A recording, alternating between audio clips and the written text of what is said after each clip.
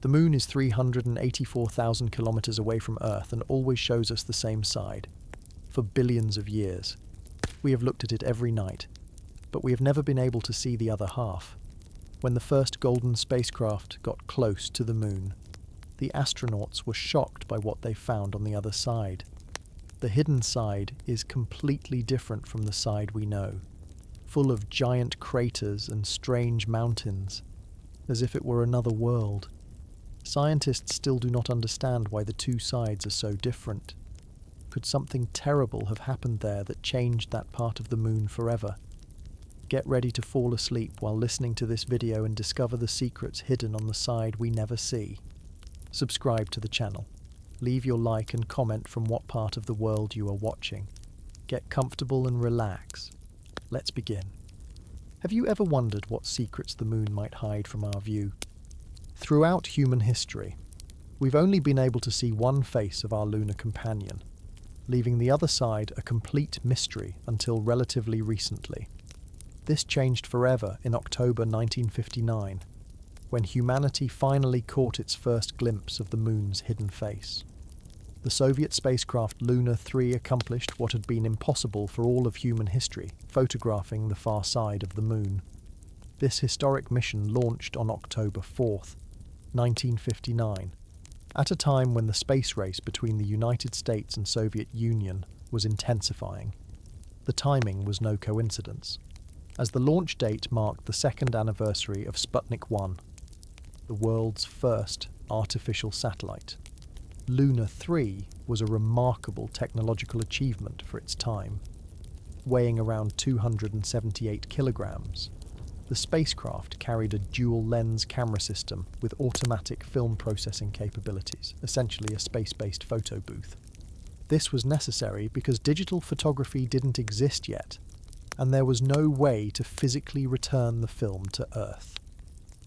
Instead, the spacecraft had to develop the film on board and then transmit the images back to Earth using an early fax-like system. The journey of Luna 3 followed a figure-8 trajectory around the Earth and Moon, which allowed it to swing around the far side, photograph it while illuminated by the sun, and then return toward Earth close enough to transmit the precious images. This complex path was a brilliant solution to the challenges of space photography at the time. On October 7th, the spacecraft passed behind the moon and began taking pictures of territory no human eye had ever seen. Over the course of 40 minutes, Luna 3 captured 29 photographs covering about 70% of the lunar far side. The quality was far from perfect by modern standards. Think grainy. Blurry images that would make your smartphone camera seem like professional equipment. But despite their low resolution, these pictures represented one of the greatest geographical discoveries of the 20th century. When Soviet scientists first received the images on October 18th, they were astonished by what they saw. The far side looked dramatically different from the familiar face of the moon. The most striking difference was the near absence of the dark, smooth areas called maria, or seas in Latin, that create the familiar pattern we recognize as the man in the moon. Instead, the far side was dominated by highlands and craters, a much more rugged and uniform landscape than anyone had expected. This discovery immediately raised scientific questions that continue to fascinate researchers today. Why were the two sides of the same celestial body so dramatically different? The contrast was so unexpected that some scientists initially questioned whether Luna 3 had actually photographed the moon at all. But further analysis confirmed that these were indeed images of our lunar companion, just a face of it that had remained hidden from human observation throughout our entire existence. The Soviet Union quickly seized the opportunity to name features on this newly revealed terrain. They created an atlas called Atlas of the Far Side of the Moon, which identified several prominent craters.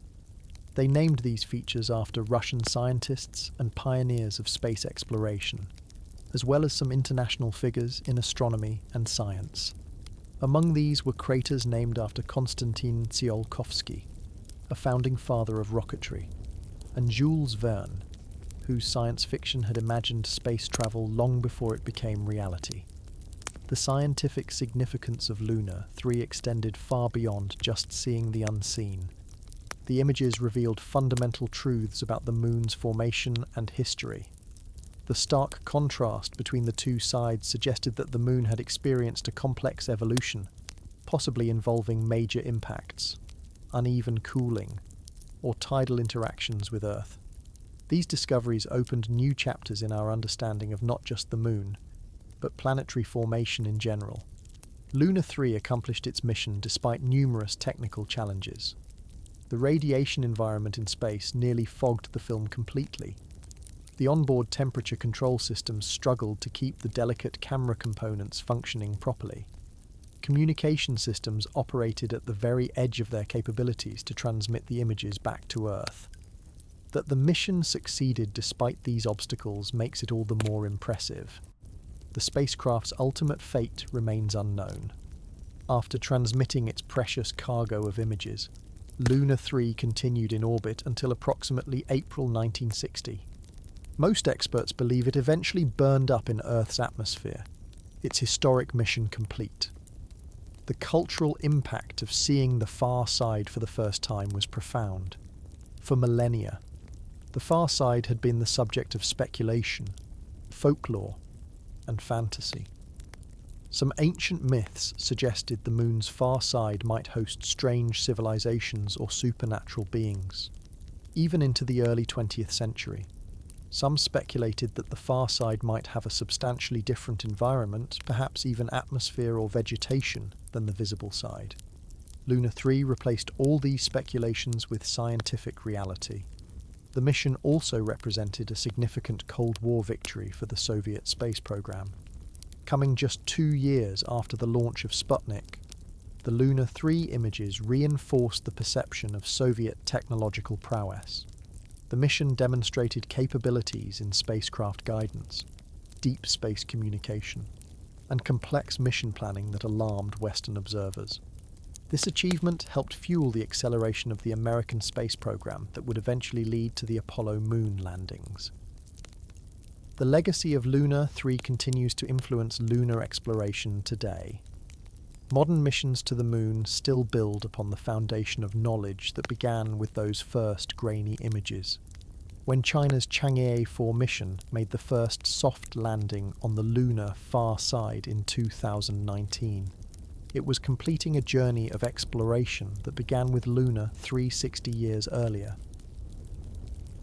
Those first glimpses of the moon's hidden face remind us how recent our detailed knowledge of even our closest celestial neighbour truly is. From the first human who looked up at the moon with curiosity to the revelation of its complete form was a journey of thousands of years. Luna 3 didn't just photograph the moon, it forever changed how we understand our place in the cosmos by revealing the complete form of our nearest neighbour in space. Lunar asymmetry. Why are the two sides so different? One of the most intriguing mysteries in our solar system sits just 250,000 miles away. Our moon, Earth's only natural satellite, has been hiding a secret in plain sight. Its two faces are dramatically different from each other.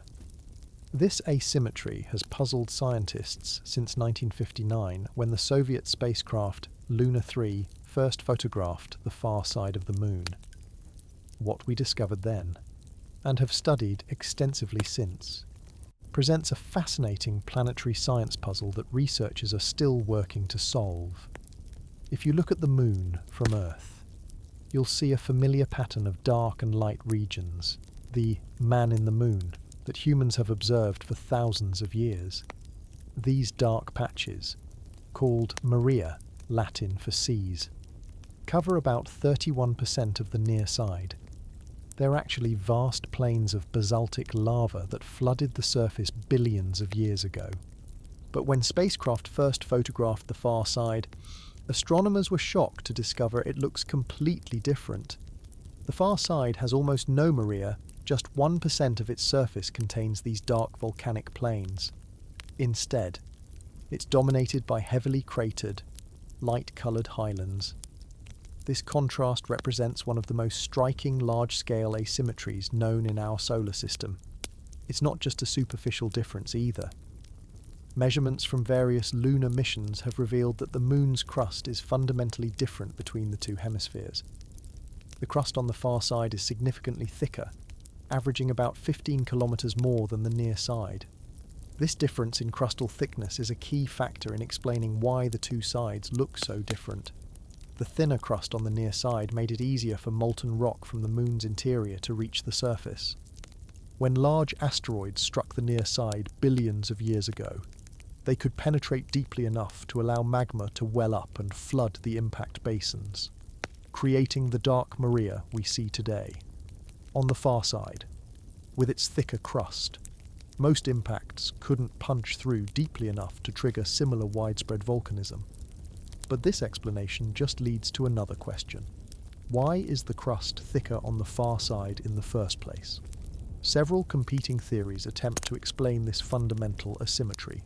One of the most compelling involves the way the Moon formed and its early relationship with Earth. The leading theory of lunar formation, known as the giant impact hypothesis, suggests that about 4.5 billion years ago, a Mars-sized body collided with the early Earth. Debris from this collision was ejected into orbit and eventually coalesced to form the Moon. Computer models suggest this formation process was not uniform and could have created initial differences between what would become the near and far sides. Another important factor may relate to how the early Moon cooled. Scientists have discovered that radioactive elements that generate heat, particularly potassium, rare earth elements, and phosphorus, often abbreviated as KREEP, are not evenly distributed across the lunar surface. These heat-producing elements are concentrated on the near side, particularly in an area called the Procellarum creep terrain.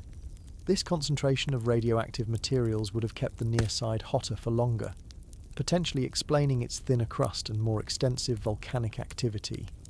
The Earth's gravitational pull might also play a significant role. The Moon became tidally locked to Earth very early in its existence, meaning the same side always faces us. This consistent gravitational influence could have affected how the Moon's interior evolved. Some models suggest that Earth's gravity might have pulled the Moon slightly into an egg-like shape during its early formation when it was still partially molten. This distortion could have contributed to the crustal differences we observe today. Another fascinating theory involves a second impact. Some scientists have proposed that after the Moon formed, a smaller but still substantial body, perhaps a large asteroid, might have hit the far side. This second impact could have deposited additional crustal material on the far side, explaining its greater thickness. The Moon's asymmetry isn't limited to its surface features and crustal thickness. Spacecraft measurements have revealed other differences between the two hemispheres. The far side has a higher concentration of certain elements like aluminum and lower amounts of iron and titanium compared to the near side. These compositional differences provide additional clues about the Moon's complex formation history. Recent missions have added even more details to this picture. NASA's Gravity Recovery and Interior Laboratory (GRAIL) mission, which mapped the Moon's gravitational field in unprecedented detail, revealed that the lunar crust is more porous and fractured than previously thought, with these characteristics differing between the hemispheres. The implications of lunar asymmetry extend beyond just understanding the Moon. They provide insights into how planetary bodies form and evolve throughout the solar system. The processes that created the Moon's two faces might have parallels on other worlds. Additionally, understanding these differences is becoming increasingly important as space agencies plan future lunar missions, particularly potential human settlements. For instance, the far side's thicker crust means it experiences fewer moonquakes than the near side, potentially making it more stable for future structures. The far side is also shielded from Earth's radio noise, making it an ideal location for sensitive radio astronomy. These practical considerations are informed directly by our understanding of why the two sides differ. The study of lunar asymmetry also reminds us how seemingly simple objects in our solar system can harbour complex histories. The Moon has been Earth's companion for billions of years, yet we're still uncovering fundamental truths about how it formed and evolved. Each new mission adds pieces to this puzzle, as we plan to return humans to the Moon in the coming years through programs like NASA's Artemis. The contrasts between the lunar near and far sides will take on new significance. Future astronauts will experience these differences firsthand, conducting research that may finally resolve this long-standing mystery. The story of lunar asymmetry illustrates how planetary science works. Observations lead to questions. Questions lead to hypotheses, and testing those hypotheses requires further exploration. The differences between the Moon's two faces, first glimpsed in those grainy Luna 3 photographs, continue to drive scientific inquiry and our return to the Moon. What seemed at first like a simple difference in appearance has revealed itself to be a window into complex planetary processes that shaped our nearest celestial neighbour. The Moon's two distinctly different faces represent one of the most visible reminders that our solar system's history is written in the landscapes of the worlds around us, waiting to be read by those curious enough to look up and explore. While the Moon's two distinctly different faces represent a fascinating planetary science mystery, there are specific features that truly highlight these differences. Among these, one massive structure stands out as perhaps the most significant impact site not just on the Moon, but in our entire solar system. The South Pole Aitken Basin represents an extraordinary chapter in lunar history. Located on the far side and stretching from the South Pole to a crater named after astronomer Robert Grant Aitken, this immense impact basin measures approximately 2,500 kilometers in diameter and 13 kilometers deep. To put this in perspective, that's roughly the distance from Los Angeles to Washington, D.C. and making it one of the largest confirmed impact structures in the entire solar system. This colossal feature formed when an asteroid or comet, likely measuring more than 100 kilometers across, slammed into the Moon's surface approximately 4,300,000,000 years ago. The impact was so energetic that it penetrated through the lunar crust and excavated material from the Moon's mantle, effectively exposing the lunar interior like no other event in its history. The basin's discovery and confirmation is itself a fascinating story of lunar exploration. Although the existence of a large depression near the lunar South Pole had been suspected based on variations in the Moon's gravitational field, scientists couldn't confirm its true nature until spacecraft began mapping the lunar far side. The Soviet Luna 3 mission in 1959 provided the first hints, but it wasn't until later missions like NASA's Lunar Orbiter program in the 1960s that the basin's full extent became clear. What makes the South Pole Aitken Basin particularly valuable to scientists is that it offers a natural excavation into the Moon's interior. Under normal circumstances, studying a planetary body's internal composition requires either drilling, impractical for most space missions, or analysing seismic data. But here, nature provided a 13-kilometre deep hole that brings material from deep within the Moon right to the surface. Spectroscopic analysis of the basin reveals minerals not typically found on the lunar surface. Specifically, scientists have detected significant concentrations of olivine and pyroxene, minerals that are characteristic of a planetary mantle rather than its crust. This supports the theory that the impact was powerful enough to punch through the entire lunar crust, which is estimated to be around 60 kilometers thick in this region of the far side. The age of the South Pole Aitken Basin places it during a period known as the Late Heavy Bombardment, a time when the inner solar system experienced an unusually high number of asteroid impacts. This period, occurring roughly 4 billion to 3,800,000,000 years ago, was likely triggered by gravitational disturbances in the outer solar system that sent numerous asteroids and comets into the inner planets. The basin thus serves as a record of this violent epoch in our solar system's history. Beyond its scientific importance, the basin has become strategically significant for lunar exploration. In 2019, China made history when its Chang'e 4 mission successfully landed within the basin, specifically in the von Karman crater. This represented the first ever soft landing on the lunar far side and highlighted the basin's importance for understanding lunar geology. The extreme depth of the basin creates unusual thermal conditions. The floor of some craters within the basin, particularly those near the lunar south pole, never receive direct sunlight. These permanently shadowed regions maintain temperatures as low as -240 degrees Celsius, creating cold traps where volatile compounds like water ice can accumulate and remain stable for billions of years. Evidence from orbital missions suggests that significant amounts of water ice may exist in these shadowed areas.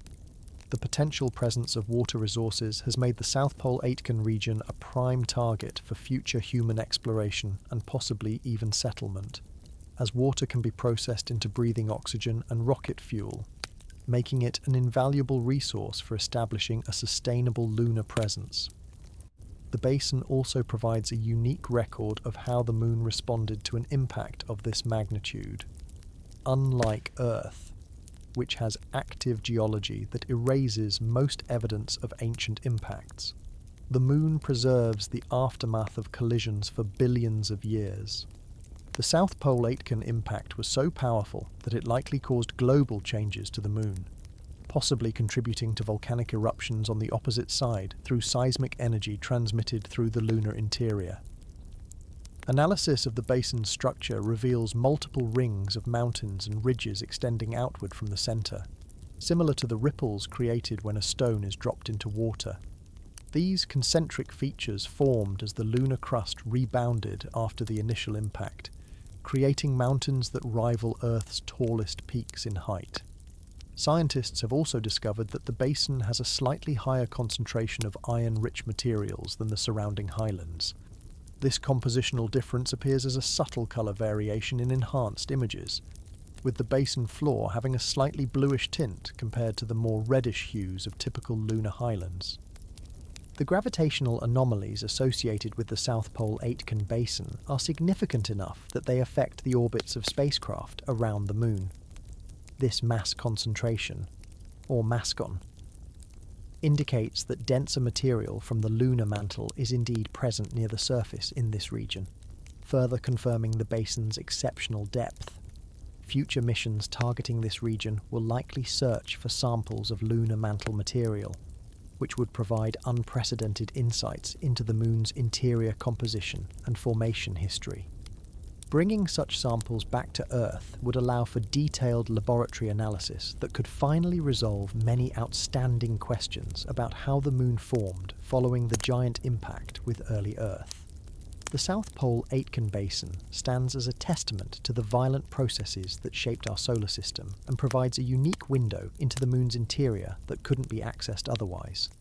Its study continues to reveal new insights about not just lunar geology, but the fundamental processes of planetary formation and evolution throughout our solar system.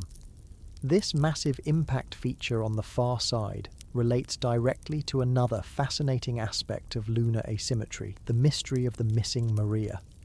While the near side of the Moon is characterized by its dark, basaltic plains that early astronomers poetically named Maria, or seas, the far side shows a striking absence of these features. The Maria mystery became apparent immediately after the first images of the far side were transmitted back to Earth. While dark, smooth volcanic plains cover nearly a third of the Moon's near side. They account for only about 1% of the far side. This dramatic difference raises an obvious question. Why would volcanic activity be so predominantly restricted to just one hemisphere of the same celestial body? The answer appears connected to several interrelated factors involving the Moon's formation: internal evolution and relationship with Earth. The most fundamental factor relates to crustal thickness. As we've learned from missions like NASA's Gravity Recovery and Interior Laboratory (GRAIL), the Moon's crust is substantially thicker on the far side, averaging 50 to 60 kilometers compared to approximately 40 kilometers on the near side. This thicker crust presented a formidable barrier for magma trying to reach the surface. When meteors struck the far side, forming large impact basins, they generally couldn't penetrate deeply enough to provide pathways for magma to reach the surface. On the near side, with its thinner crust, many large impacts managed to create fractures that reached all the way to the magma sources below, allowing lava to well up and fill the impact basins. But this explanation simply pushes the question back one step. Why is the crust thicker on the far side to begin with? This is where the story gets even more interesting. Research suggests that the distribution of certain heat-producing radioactive elements played a crucial role in this asymmetry. The near side of the Moon has a significantly higher concentration of what scientists call creep materials, an acronym standing for potassium, K, rare earth elements, REE, and phosphorus, P. These elements produce heat through radioactive decay and were concentrated in the last portions of the lunar magma ocean to solidify as the young Moon cooled. For reasons still debated, these creep elements ended up concentrated primarily on the near side, particularly in a region called the Procellarum creep terrane. With more radioactive heating on the near side, the crust there remained thinner and more easily penetrated by rising magma, leading to more extensive volcanic activity and the formation of the Maria we see today. Some researchers have proposed that this uneven distribution of radioactive elements might have resulted from a massive impact on the far side, essentially shoving these materials toward the near side through the still molten interior of the early Moon. Others suggest it might relate to how the Moon initially formed and solidified following the giant impact that created it from Earth material. Another fascinating aspect of the Maria mystery involves timing. Most of the lunar mare basalts formed between 3,800,000,000 and 3,100,000,000 years ago, a period of extensive volcanic activity.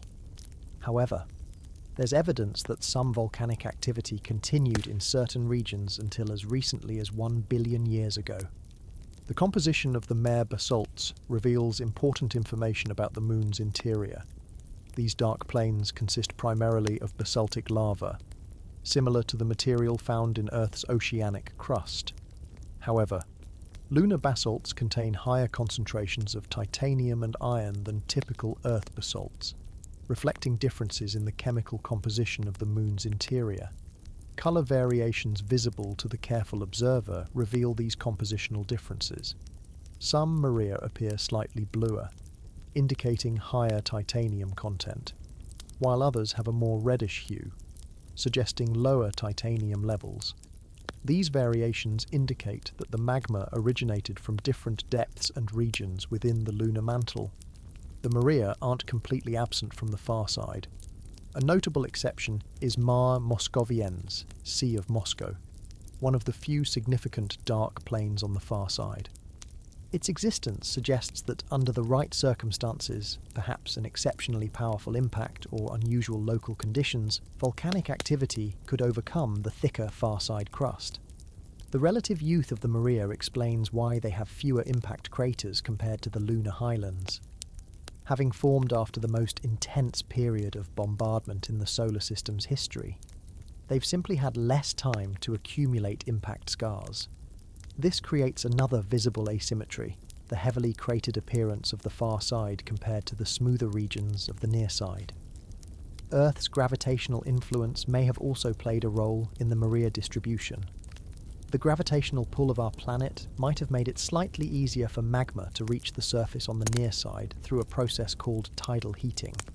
Additionally, the Moon was significantly closer to Earth during the main period of Maria formation, experiencing stronger gravitational effects than it does today. Understanding the Maria asymmetry has implications beyond just lunar science. The processes that created this dichotomy, crustal thickness variations, uneven distribution of radioactive elements, and the influence of a nearby larger body could help explain features observed on other moons and planets throughout the solar system. The contrast between the near and far sides of the Moon serves as a reminder that planetary evolution often produces unexpected asymmetries. What might at first appear to be a uniform body floating in space is revealed, upon closer inspection, to have a complex and varied history written in its landscape. Beyond the striking differences in surface features between the near and far sides of the Moon lies another fascinating lunar mystery that adds to the complexity of our celestial neighbour. Among the most peculiar features discovered on the lunar surface are enigmatic bright patterns known as lunar swirls, which appear as wispy, light-coloured markings that seem painted across the darker lunar terrain. These ghostly formations first caught scientists' attention because they didn't fit any familiar pattern of lunar features. Unlike impact craters or volcanic plains, these swirls follow sinuous, sometimes spiral patterns that stand out against the surrounding landscape. What makes them particularly intriguing is their connection to one of the most unexpected discoveries about the Moon: the presence of localized magnetic fields on a body that has no global magnetic field. The most famous and well-studied of these formations is Rhina Gamma, located on the near side of the Moon in the Oceanus Procellarum. Visible even through moderate Earth-based telescopes, Rhina Gamma appears as a distinctive bright swirl roughly 40 kilometers across, resembling a cosmic question mark against the dark mare basalt. Early observers initially thought it might be a peculiar type of crater or some kind of volcanic deposit, but closer examination revealed something much more unusual.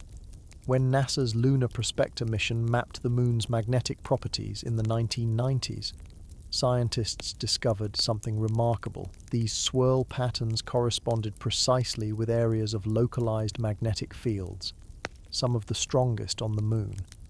These regions, called magnetic anomalies, have field strengths measuring hundreds of nanoteslas, which might seem modest compared to Earth's magnetic field, which averages around 30,000 nanoteslas at the surface, but are quite powerful for a body that lacks an active magnetic dynamo in its core.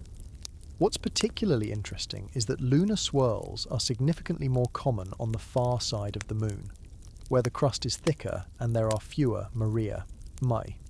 This distribution pattern provides another clue to the already complex puzzle of lunar asymmetry we've been exploring. The relationship between these swirls and magnetic fields is now well established, but explaining how both features formed continues to challenge scientists. The most compelling theory relates to how these magnetic anomalies interact with the solar wind, the stream of charged particles constantly flowing from the Sun. The local magnetic fields act as miniature shields, deflecting the solar wind particles that would otherwise strike the lunar surface. This protection is significant because the solar wind gradually darkens the lunar soil over time through a process called space weathering. When solar wind particles strike the lunar surface, they cause chemical changes that darken the regolith, giving older exposed surfaces a darker appearance. The magnetic fields at swirl locations prevent this darkening process by deflecting these particles, essentially creating mini magnetospheres that shield portions of the lunar surface and keep them lighter in colour than surrounding areas.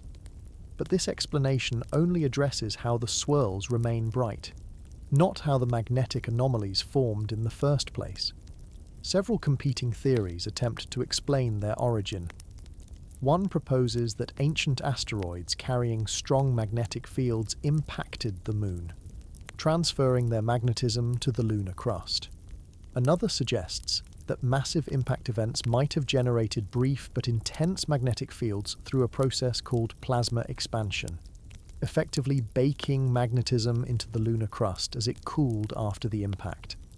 A particularly interesting observation from the Lunar Prospector mission revealed that many magnetic anomalies are found at locations diametrically opposite each other, opposite from large impact basins. This antipodal relationship suggests that the energy from massive impacts could have travelled through the Moon and concentrated at the opposite point, potentially creating conditions for magnetic field generation. Rhina Gamma doesn't fit this pattern, however, highlighting that multiple mechanisms might be responsible for creating these features. More recent data from NASA's Lunar Reconnaissance Orbiter has provided unprecedented high-resolution images of swirls. revealing intricate details of their structure and how sharply they contrast with surrounding terrains. These observations show that the swirls aren't just surface features but represent fundamental differences in how the lunar soil has evolved over billions of years. The study of lunar swirls connects to larger questions about the Moon's magnetic history. Samples returned by Apollo astronauts revealed something surprising. Some lunar rocks are strongly magnetized, indicating that the Moon once had a much stronger global magnetic field in its distant past. How a body as small as the Moon generated and then lost such a field remains an active area of research, with implications for understanding how small planetary bodies evolve. These magnetic anomalies might also have practical implications for future lunar exploration. The same magnetic fields that shield the surface from the solar wind could potentially offer some radiation protection for astronauts or equipment stationed near them. Engineers designing future lunar habitats have considered whether areas near magnetic anomalies might provide natural radiation sheltering, though the protection would be partial at best. China's Chang'e missions have included instruments specifically designed to study these magnetic features in greater detail, recognizing their importance to understanding lunar evolution. Future missions planned by various space agencies aim to study the subsurface structure beneath swirls to determine how deeply the magnetic anomalies extend into the lunar crust. The presence of these magnetic features predominantly on the far side adds yet another layer to the Moon's hemispheric dichotomy, like the distribution of Maria and variations in crustal thickness. The concentration of magnetic anomalies on the far side points to fundamental differences in how the two hemispheres formed and evolved over time. For lunar scientists, these swirls represent a fascinating intersection of lunar geology, physics, and chemistry. They remind us that even after decades of study, the Moon continues to present us with mysteries that challenge our understanding. The bright, swirling patterns standing out against the ancient lunar landscape serve as visible markers of invisible forces that have shaped our nearest celestial neighbour in ways we're still working to fully comprehend. These magnetic anomalies and other differences between the lunar hemispheres point to a more fundamental question about the Moon. How did it form in the first place? And why did it develop such pronounced asymmetry? To answer this question, we need to travel back to the earliest days of our solar system, approximately 4.5 billion years ago, when Earth was still a young planet. The leading explanation for the Moon's origin is known as the giant impact hypothesis, a dramatic scenario that would have been among the most violent events in our planet's history. According to this theory, a Mars-sized planetary body, which scientists have named Theia, collided with the early Earth. This wasn't a grazing blow, but a massive impact that ejected tremendous amounts of material from both Earth's mantle and the impactor into orbit around our planet. This debris, a mixture of vaporized and molten rock, gradually coalesced in Earth's orbit. While some material fell back to Earth and some may have escaped the Earth-Moon system entirely, a significant portion remained in orbit and eventually accreted to form the Moon we see today. This cataclysmic birth event set the stage for many of the asymmetries we've been discussing. The giant impact hypothesis has gained wide acceptance because it elegantly explains several key observations about the Earth-Moon system. It accounts for the Moon's relatively large size compared to Earth. Most moons in our solar system are tiny compared to their parent planets. It explains why the Moon has a smaller core relative to its size than Earth does. The impact would have primarily ejected material from Earth's mantle rather than its core. It also helps explain why the Moon's orbit is inclined relative to Earth's equator. Most compelling is the chemical evidence. Analysis of lunar samples returned by Apollo missions shows striking similarities between Moon rocks and Earth's mantle in terms of oxygen isotope ratios, essentially a chemical fingerprint that differs between planetary bodies. This similarity strongly suggests that much of the Moon's material originally came from Earth rather than being composed primarily of the impactor. But how does this violent beginning connect to the asymmetry between the near and far sides of the Moon? Several mechanisms related to the giant impact could have contributed to this fundamental dichotomy.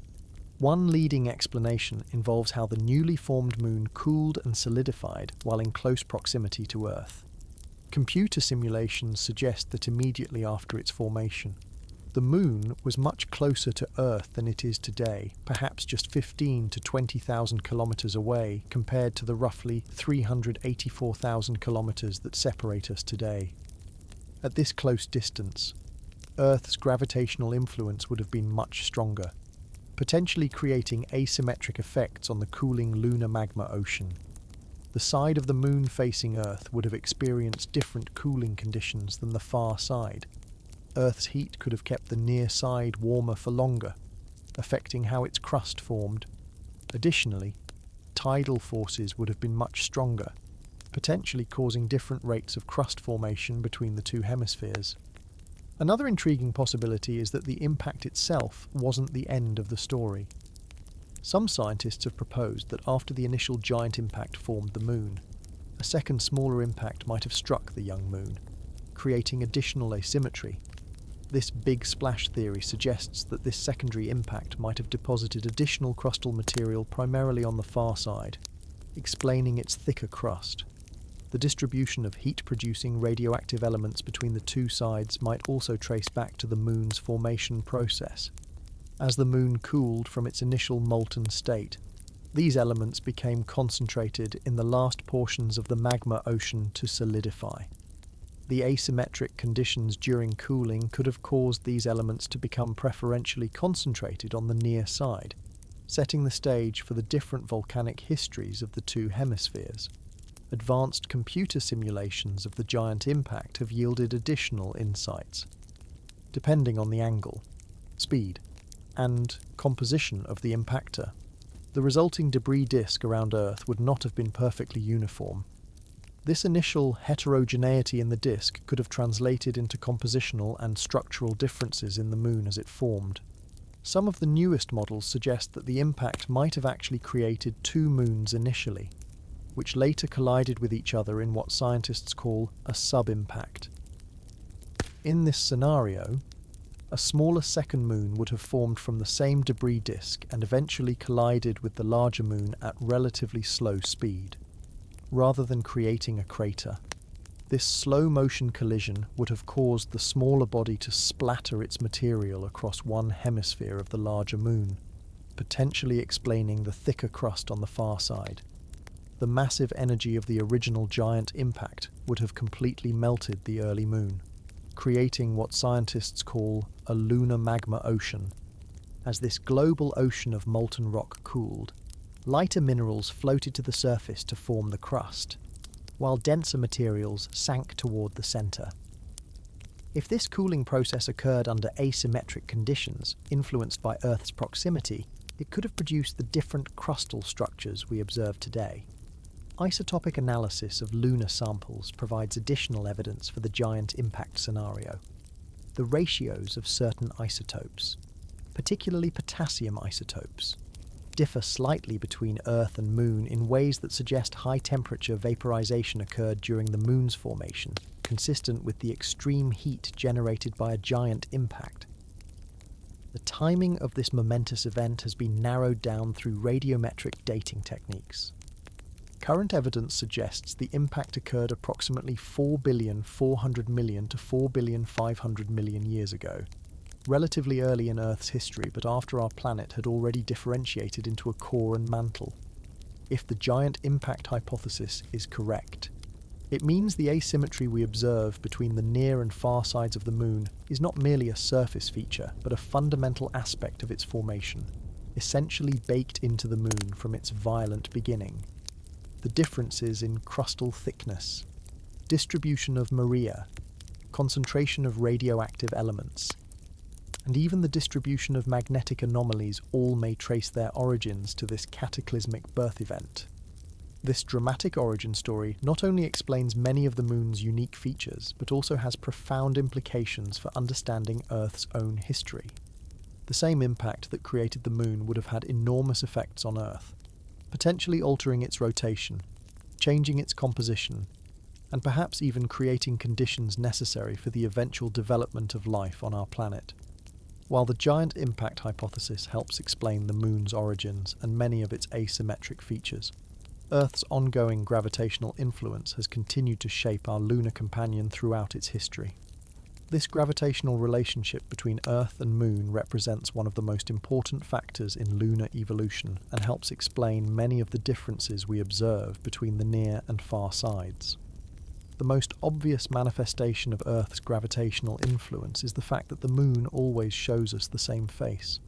This phenomenon, known as tidal locking, wasn't always the case. When the Moon first formed, it likely rotated freely. However, Earth's powerful gravitational pull had an uneven effect on the Moon, creating a slight elongation or bulge in the lunar body pointing toward Earth.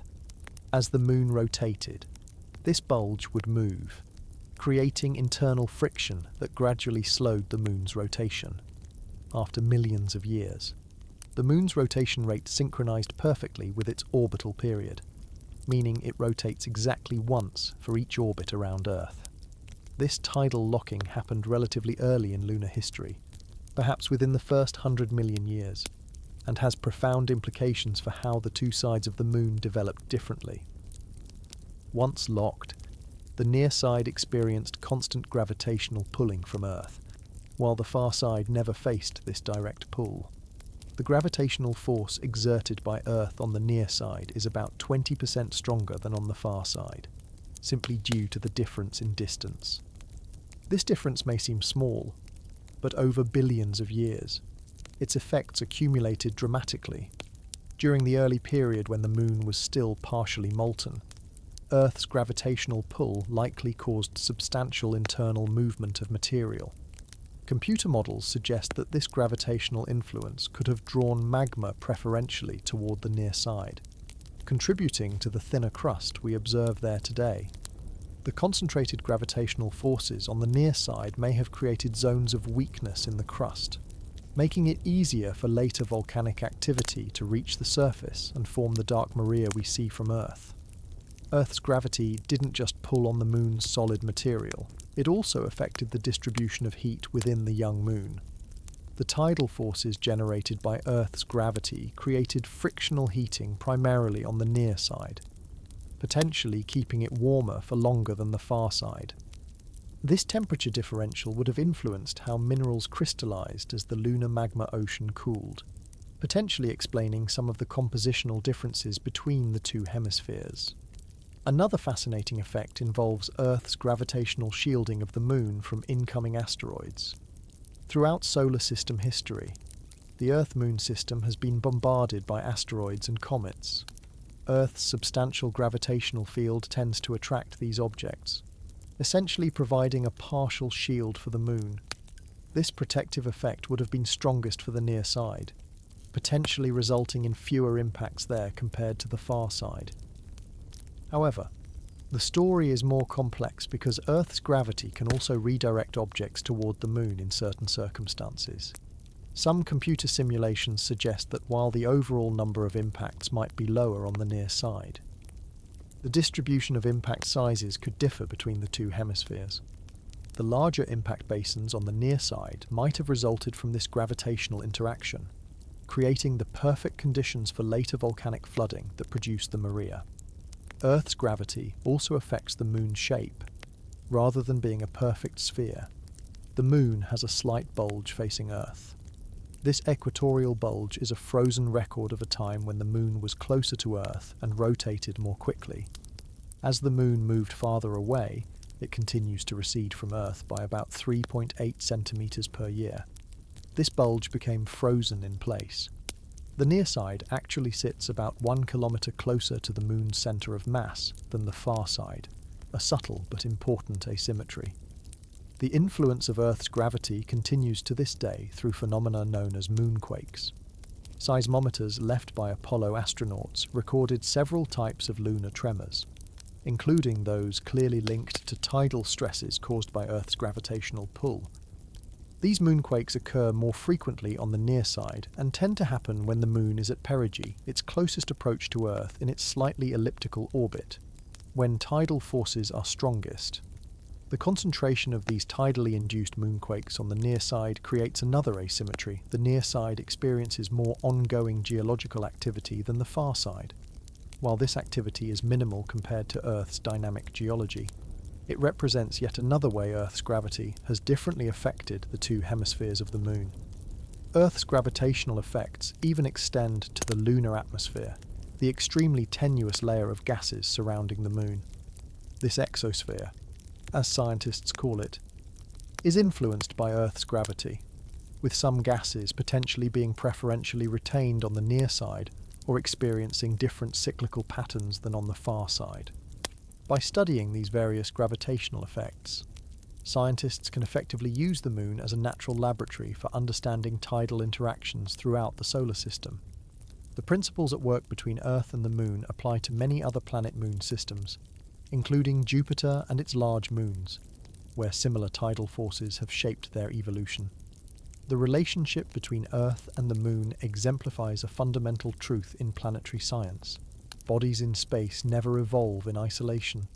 The dance between Earth and Moon, choreographed by gravity, has left its mark on every aspect of lunar development, from its internal structure to its surface features. This gravitational influence has been particularly important in creating and maintaining the asymmetry between the near and far sides that has fascinated scientists since we first glimpsed the Moon's hidden face. After decades of theorizing about how the lunar far side formed and evolved, humanity finally achieved direct exploration of this hidden hemisphere in a historic mission. On January 3rd, 2019, China's Chang'e 4 spacecraft made a gentle touchdown on the lunar far side, marking the first time any nation had successfully landed on the side of the Moon perpetually hidden from Earth. This remarkable achievement represented not just a milestone for China's rapidly developing space program, but a significant advance in our scientific understanding of lunar asymmetry. Named after the Chinese goddess of the Moon, the Chang'e program had been progressively building toward this ambitious goal through several earlier missions. Chang'e 1 and Chang'e 2, launched in 2007 and 2010 respectively, orbited and mapped the Moon. Chang'e 3 achieved China's first lunar landing on the near side in 2013, but Chang'e 4 would tackle the unique challenges presented by the far side. The most significant obstacle to a far-side landing isn't getting there. The far side is no more distant from Earth than the near side, but rather the problem of communication. Since the far side always faces away from Earth, direct radio communication is impossible. Any lander would be cut off from Earth as soon as it disappeared behind the lunar limb, with no way to send data back or receive commands. To solve this problem, China first launched a critical precursor mission in May 2018. The Queqiao relay satellite was positioned at the Earth-Moon L2 Lagrange point, a location beyond the Moon where gravitational forces balance to create a relatively stable position. From this vantage point, Queqiao could simultaneously see both the lunar far side and Earth, acting as a communications bridge between the lander and mission control in Beijing. With this communications infrastructure in place, Chang'e 4 launched on December 7th, 2018, entering lunar orbit 5 days later, after nearly 3 weeks of orbit refinement and preparation. The spacecraft began its descent to the surface. The landing site chosen was within the von Karman crater, a relatively flat-floored impact crater about 180 kilometers in diameter, itself located within the massive South Pole Aitken Basin we discussed earlier. This landing site selection was no accident. The South Pole Aitken Basin represents one of the most scientifically valuable regions on the Moon, where material from the lunar mantle may have been exposed by the ancient impact that formed this enormous basin. By landing in von Karman crater, Chang'e 4 positioned itself to study materials that might have originated deep within the Moon, potentially answering questions about the Moon's internal composition and formation history. The Chang'e 4 mission consisted of 2 main components: a stationary lander and a rover named Yutu 2, Jade Rabbit 2. Together, They carried scientific instruments developed by Chinese researchers as well as international partners from countries including Germany, Sweden, and the Netherlands. This suite of instruments was specifically designed to investigate the unique geology of the far side. The landing itself was fully automated, a necessity given the communication delay through the relay satellite. The spacecraft used onboard cameras and laser ranging to identify and avoid hazards as it descended to the surface. At 2,656 pounds, the Chang'e 4 lander was substantially larger than many previous lunar missions, allowing it to carry more scientific equipment, once safely on the surface. The lander deployed a ramp, allowing the Yutu-2 rover to roll down onto the lunar surface. At about 300 pounds, this solar-powered rover carried cameras, ground-penetrating radar, and instruments to analyze the chemical composition of lunar soil and rocks. Despite being designed for an operational lifetime of just 3 months, Yutu-2 has far exceeded expectations, continuing to function and explore new territory years after landing. Among the most significant discoveries from Chang'e 4 has been evidence of materials from the lunar mantle in the landing area. The mission's visible and near-infrared imaging spectrometer detected minerals rich in olivine and low-calcium pyroxene, precisely the materials scientists would expect to find if mantle material had indeed been excavated by the South Pole Aitken Basin impact. This finding provides important evidence for understanding the Moon's internal structure and supports theories about its formation and early evolution. The mission's ground-penetrating radar has revealed the subsurface structure of the lunar far side to a depth of about 40 meters, showing multiple layers of rock and regolith with different properties than those observed by similar instruments on the near side during the Chang'e 3 mission. This provides direct evidence of the geological differences between the two hemispheres. Chang'e 4 also carried a small, sealed biosphere experiment containing seeds and insect eggs to test whether Earth organisms could grow in the lunar environment. Shortly after landing, sensors confirmed that some cotton seeds had sprouted, the first plants ever to germinate on another world. Though the experiment ended when lunar night fell and temperatures plunged, it represented an important step in understanding how terrestrial life responds to the lunar environment, with implications for future human presence. The mission has also measured radiation levels on the far side, providing crucial data for planning future human exploration. Without Earth's magnetosphere to provide partial shielding, as occurs on the near side, the far side experiences the full brunt of cosmic radiation. Understanding these levels is essential for designing appropriate protection for astronauts who might eventually work there. Perhaps most significantly, Chang'e 4 has provided ground truth data that helps validate or refine theories about lunar asymmetry. By directly sampling and analysing far-side materials, the mission has confirmed compositional differences between the hemispheres and provided evidence of the far side's thicker crust. These findings directly support many of the theories about lunar formation and evolution we've discussed. The mission also represents an important shift in lunar exploration. After the Apollo era ended in the 1970s, lunar surface exploration went dormant for decades. Chang'e 4 has helped revitalize interest in the Moon, contributing to what many call a new lunar exploration renaissance. It demonstrated that modern technology can allow us to explore previously inaccessible regions of our nearest celestial neighbour, opening new frontiers for scientific discovery. By proving the feasibility of far-side landings, Chang'e 4 has blazed a trail that other nations are likely to follow. NASA.ESA and other space agencies have expressed interest in far-side missions, recognizing the unique scientific opportunities presented by this previously unexplored region.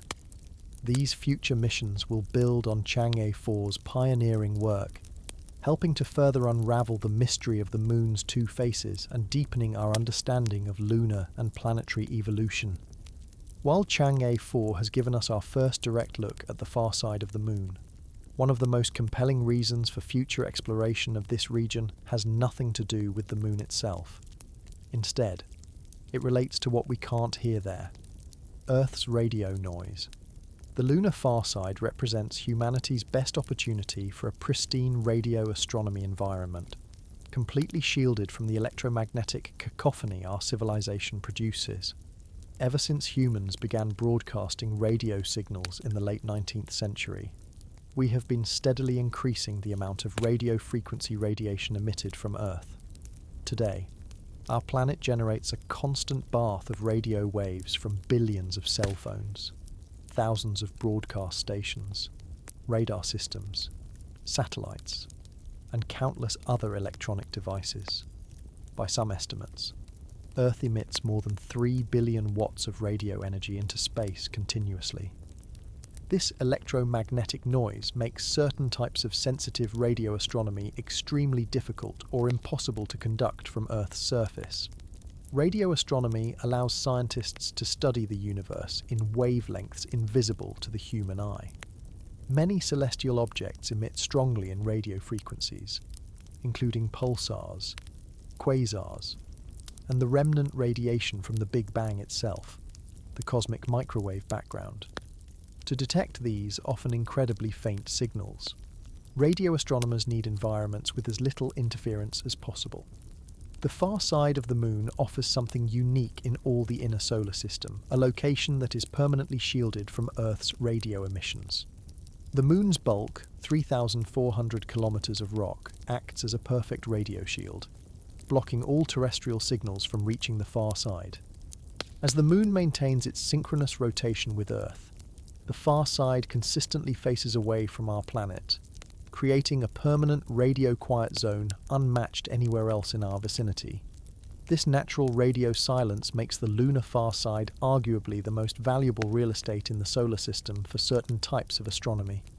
Particularly important would be observations at low radio frequencies below 30 MHz.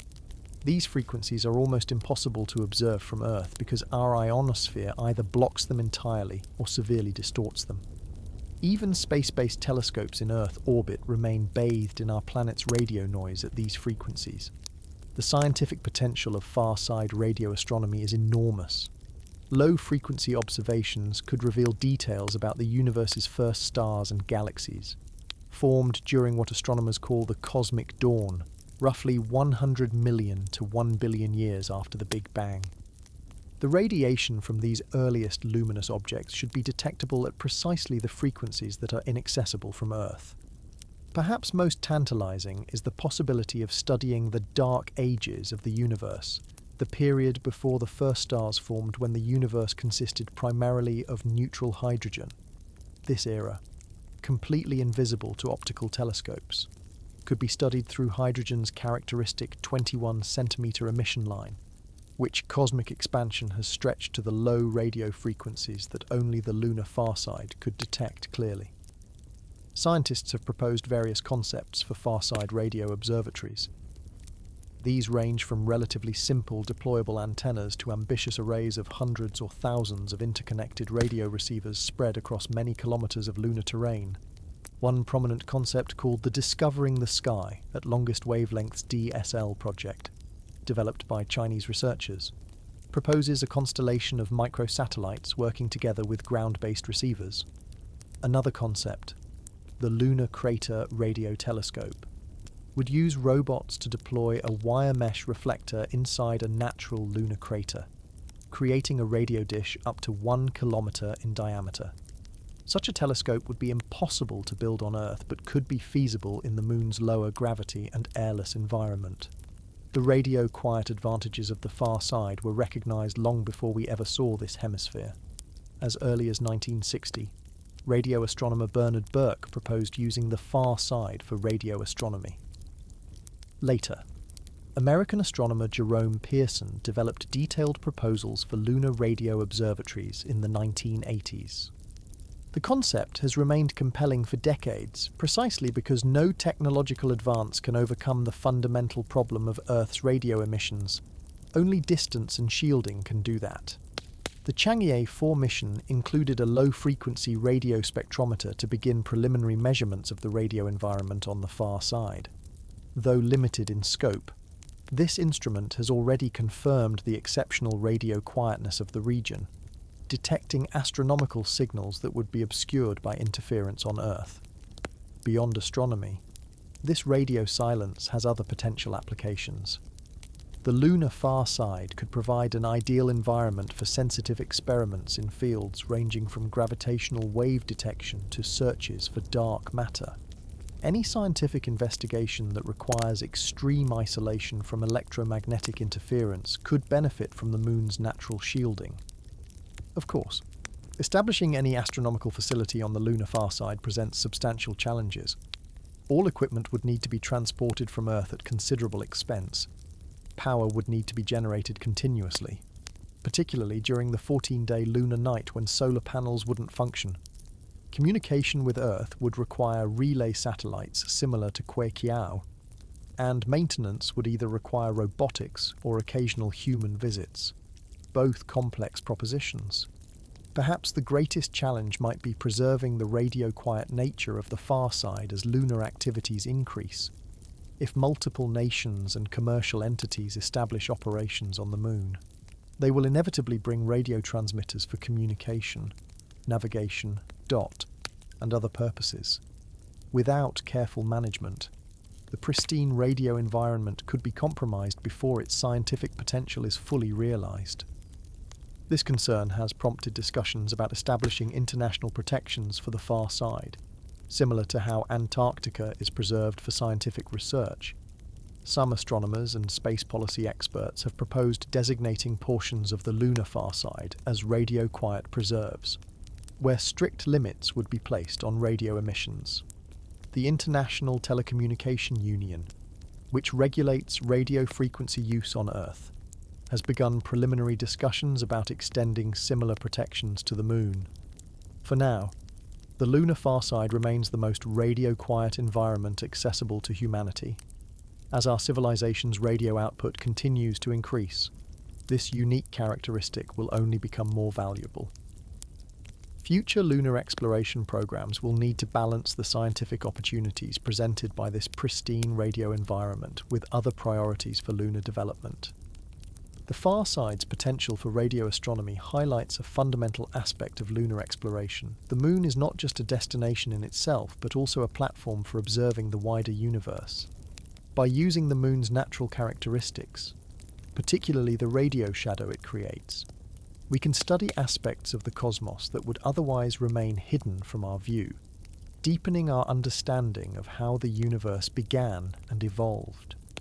While the Moon's far side offers an unprecedented radio-quiet zone for astronomy, it also serves as a natural laboratory for studying ongoing processes in our solar system. One of the most valuable scientific resources on the lunar far side is its pristine record of recent impacts, which provides crucial data about the current rate of meteoroid strikes in the Earth-Moon system. Unlike Earth, where weather and geological activity quickly erase evidence of all but the largest impacts, the Moon preserves each new crater essentially indefinitely. With no atmosphere, water, or active plate tectonics, a fresh lunar impact crater remains virtually unchanged for millions or even billions of years. This preservation makes the Moon an ideal impact recorder, keeping a perfect chronology of strikes throughout its history. The far side's record is particularly valuable because it's more complete than the near sides. Without the extensive volcanic flooding that created the Lunar Maria, the far side has preserved more of its impact history. Additionally, the far side receives slightly more impacts than the near side because it lacks the partial shielding effect that Earth provides to the near side. Our ability to study recent lunar impacts took a giant leap forward in 2009 with the launch of NASA's Lunar Reconnaissance Orbiter LRO. This spacecraft, still operating today, carries cameras capable of resolving features as small as half a meter across on the lunar surface. This extraordinary resolution allows scientists to identify even small, fresh craters that weren't visible in images from previous missions. By comparing LRO images taken at different times, scientists have actually been able to catch new craters in the act of formation. The process is simple in concept but remarkable in practice, Researchers compare images of the same lunar region taken months or years apart, looking for changes. When they spot a new crater that wasn't there before, they can date its formation to the period between the two images. This before and after approach has led to the identification of hundreds of new impact sites formed just since LRO began its mission. These range from tiny pits less than 5 meters across to more substantial craters 30 meters or more in diameter. In many cases, the impacts create distinctive ray patterns where lighter subsurface material has been ejected outward from the crater, making them easier to spot. The ability to date these craters precisely, knowing they formed between specific dates when images were taken, provides invaluable data for calculating current impact rates. This information helps scientists refine models of the population of small objects in near-Earth space and better assess the potential hazards they might pose to satellites or astronauts. The data has yielded some surprising findings. The current impact rate appears to be higher than previously estimated, with objects in the 1 to 10 meter size range hitting the Moon more frequently than models had predicted. One particularly dramatic example occurred on March 17th, 2013, when a boulder-sized object struck the lunar surface at approximately 56,000 miles per hour, creating a flash bright enough to be seen from Earth with the naked eye, followed by a new 30-meter crater discovered later by LRO. These fresh craters also provide a unique opportunity to study the process of space weathering, the gradual darkening and chemical alteration of the lunar surface caused by exposure to the space environment.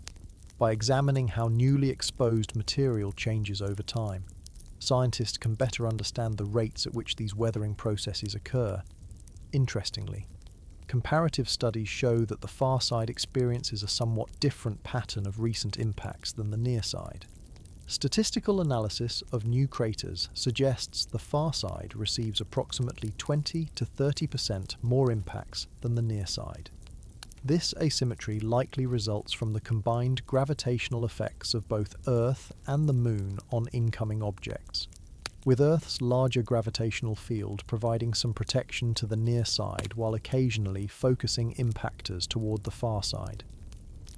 The study of fresh lunar impacts has practical implications for future human presence on the Moon. The higher than expected rate of small impacts presents a genuine hazard for lunar habitats or infrastructure. Even a small meteoroid striking at typical solar system velocities, tens of thousands of miles per hour, releases energy equivalent to several tons of TNT, potentially damaging or destroying unprotected equipment. This impact threat has led engineers designing future lunar habitats to consider various protective measures. These include burying habitats under lunar soil for shielding, using natural features like lava tubes for protection, or developing early warning systems that could detect incoming objects. The continued monitoring of fresh impacts helps refine these safety requirements by providing more accurate risk assessments. Beyond safety considerations, these recent craters offer valuable opportunities for future lunar missions. Fresh impacts excavate material from beneath the highly processed lunar surface, exposing pristine subsurface material for study. Sampling such newly exposed material could provide insights into the composition of the lunar interior without the need for difficult drilling operations. The Chang'e 4 mission has contributed to this field by monitoring the far side surface for changes. Although its cameras lack the resolution of LRO, the mission has provided valuable ground truth data about recent impacts in its vicinity. As the Yutu-2 rover continues to explore, it may eventually encounter ejecta from recent nearby impacts, allowing direct analysis of freshly exposed lunar material. Future missions specifically designed to study recent impacts could provide even more detailed information. Concepts have been proposed for networks of small seismic sensors that could detect and locate impacts across the lunar surface in real time. Such a network would allow rapid response observations of new impact sites before they are altered by continued space weathering. The ongoing record of impacts preserved on the lunar surface also helps calibrate dating methods used throughout the solar system. By correlating the number and size of craters with radiometrically dated lunar samples, Scientists have developed what's called the lunar crater chronology, a tool for estimating the age of surfaces on other bodies based on their crater density. Refining this system through better understanding of current impact rates improves our ability to determine ages across the solar system. The pristine impact record of the far side thus serves as both a scientific resource for understanding current processes in our solar system and a practical guide for planning future lunar activities. Each new crater that forms adds another data point to this valuable record, contributing to our understanding of the dynamic environment in which Earth and Moon exist. The study of fresh impacts on the lunar surface reveals not just recent events, but also exposes deeper materials, giving us glimpses into the Moon's composition. This leads us to one of the most fascinating aspects of lunar science, a peculiar concentration of certain elements that helps explain the stark differences between the near and far sides. Scientists refer to this as the KREEP factor, an acronym that stands for potassium K, rare earth elements REE, and phosphorus P. The distribution of these elements turns out to be one of the keys to understanding why the Moon developed such distinct hemispheres. Creep materials aren't evenly distributed across the lunar surface. They're heavily concentrated on the near side, particularly in a region called the Procellarum creep terrain, which encompasses much of the Ocean of Storms, Oceanus Procellarum, and its surrounding areas. This concentration is no minor detail in lunar geology. It represents a fundamental asymmetry that has influenced nearly every aspect of how the two sides of the Moon evolved differently. To understand the significance of KREEP, we need to look back to the Moon's earliest days, when it was covered in a global ocean of magma following its formation. As this magma ocean cooled and crystallized, different minerals formed at different temperatures. The heaviest minerals, like olivine and pyroxene, sank to form the mantle, while lighter minerals floated to create the crust. The last remaining liquid, enriched in elements that don't easily fit into the common mineral structures, became increasingly concentrated with potassium, rare earth elements, and phosphorus. This final fraction of the magma ocean, making up just about 1% of the Moon's mass, contained a disproportionate amount of radioactive elements like uranium and thorium, which generate heat through radioactive decay. When this residual material finally solidified, it created creep-rich rocks that were primarily concentrated in one hemisphere, the side facing Earth. This asymmetric distribution of radioactive elements had profound consequences for lunar evolution. The heat generated by these elements kept the near side warmer for longer, allowing more extensive and prolonged volcanic activity. The additional heat also made the near side's crust thinner and more easily penetrated by rising magma, explaining the abundance of volcanic maria on the near side and their relative absence on the far side. Data from multiple missions confirms this stark asymmetry. The Lunar Prospector mission, which orbited the Moon in 1998 and 1999, carried a gamma-ray spectrometer that could detect the radiation emitted by elements like thorium. Its maps showed thorium concentrations up to 20 times higher on parts of the near side compared to the far side. More recent missions, including Japan's Kaguya Selene spacecraft and NASA's Lunar Reconnaissance Orbiter, have provided even more detailed maps confirming this distribution pattern. But why did KREEP materials become concentrated on the near side in the first place? This remains one of the most intriguing questions in lunar science. Several theories have been proposed, each with supporting evidence. One possibility involves the influence of Earth's gravity during the Moon's formation, which might have pulled these elements preferentially toward the Earth-facing side while the Moon was still largely molten. Another theory suggests that an off-center crystallization of the lunar magma ocean could have caused creep materials to concentrate in one hemisphere. Some researchers propose that a large impact on the far side could have pushed these materials toward the near side through the still partially molten lunar interior.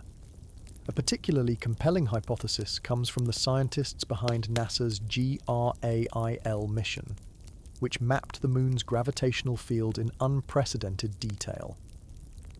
They suggested that the Procelarum region on the near side might actually be the site of an ancient massive impact. This colossal collision could have excavated a huge amount of the lunar crust, bringing KREEP-rich material closer to the surface in this region. The distinctive pattern of gravity anomalies detected by GRAIL reveals structures that might represent the solidified remnants of enormous lava chambers beneath this region, potentially connected to this hypothesized impact.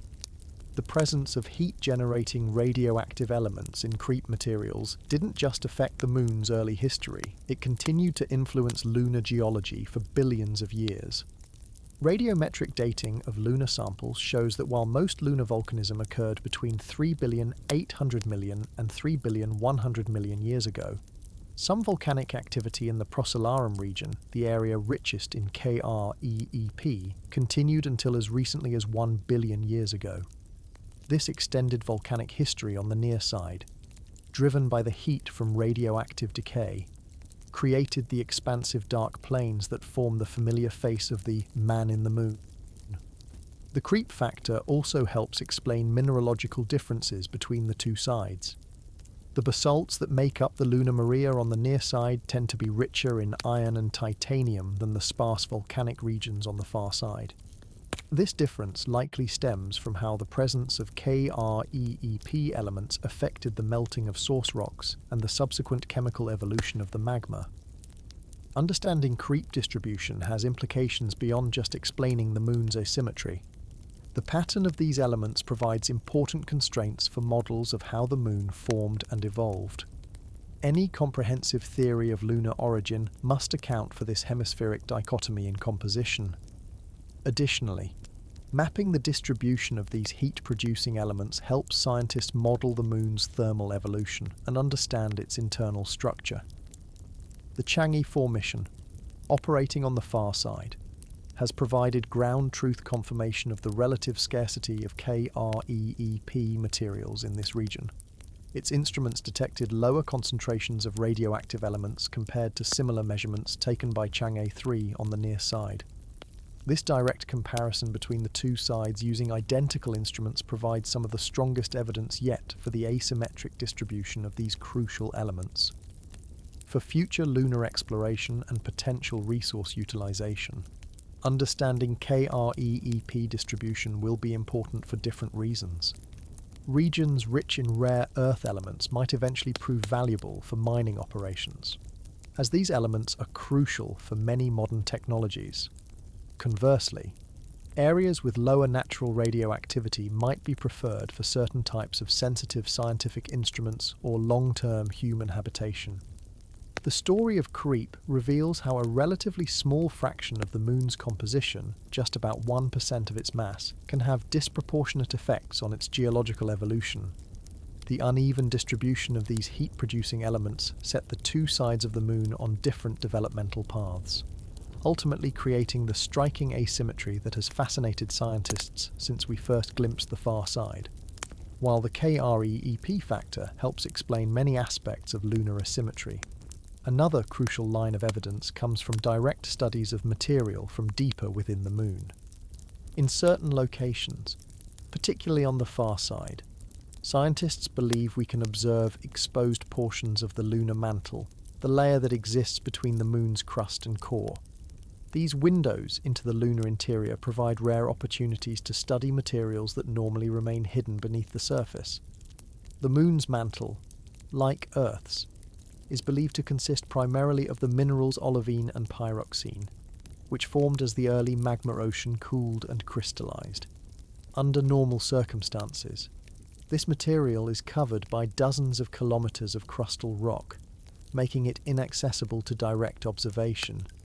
However, certain massive impact events had enough energy to penetrate through the entire lunar crust, excavating material from the mantle and bringing it to the surface. The South Pole Aitken Basin, which we discussed earlier, represents the most promising location for studying exposed mantle material.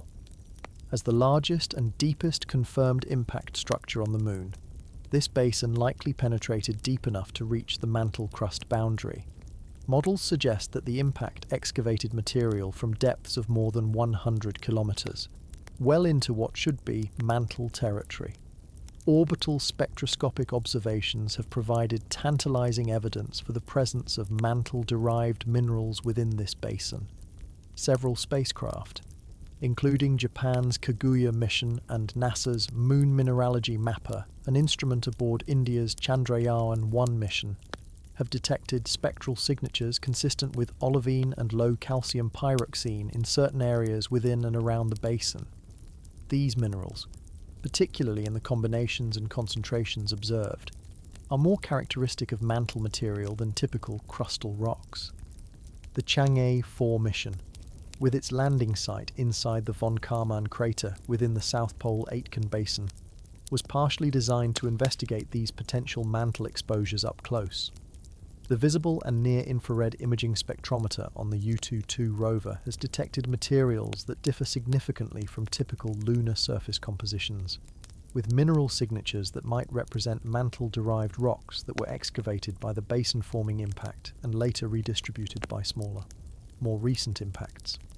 Other regions that potentially expose mantle material include the central peaks of large impact craters. When a sufficiently large meteorite strikes the lunar surface, the tremendous energy of the impact can cause the center of the newly formed crater to rebound upward, bringing material from significant depths to the surface. This process, known as central peak formation, essentially creates mountains of deep origin material in the middle of impact craters. Craters like Aristarchus, Copernicus, and Jackson have central peaks where spectral data suggests the presence of olivine-rich rocks that might represent mantle material. However, interpreting these spectral signatures is complicated by the fact that certain crustal rocks can also be rich in olivine. Scientists must carefully analyze the precise mineral compositions and contexts to determine whether they're truly observing mantle material or unusual crustal rocks. Another promising location for mantle studies is found in the walls of deep impact basins and craters. As the Yutu-2 rover explored the floor of von Karman crater, it encountered numerous fragments believed to have been ejected from deeper layers exposed in the walls of nearby craters. These fragments provide accessible samples of material that originated at various depths, potentially including the upper mantle. The direct study of lunar mantle material would provide crucial insights into several fundamental questions about the Moon.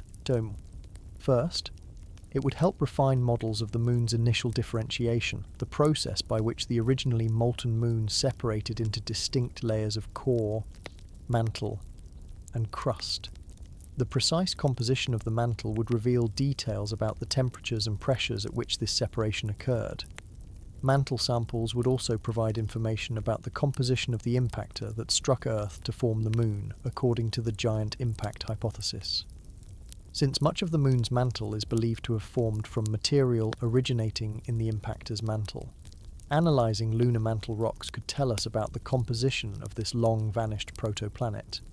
Furthermore, comparing the composition of lunar mantle material with Earth's mantle could help resolve questions about how similar or different the two bodies were in their early histories. This comparison has implications for understanding not just lunar formation, but also how Earth developed into a habitable planet.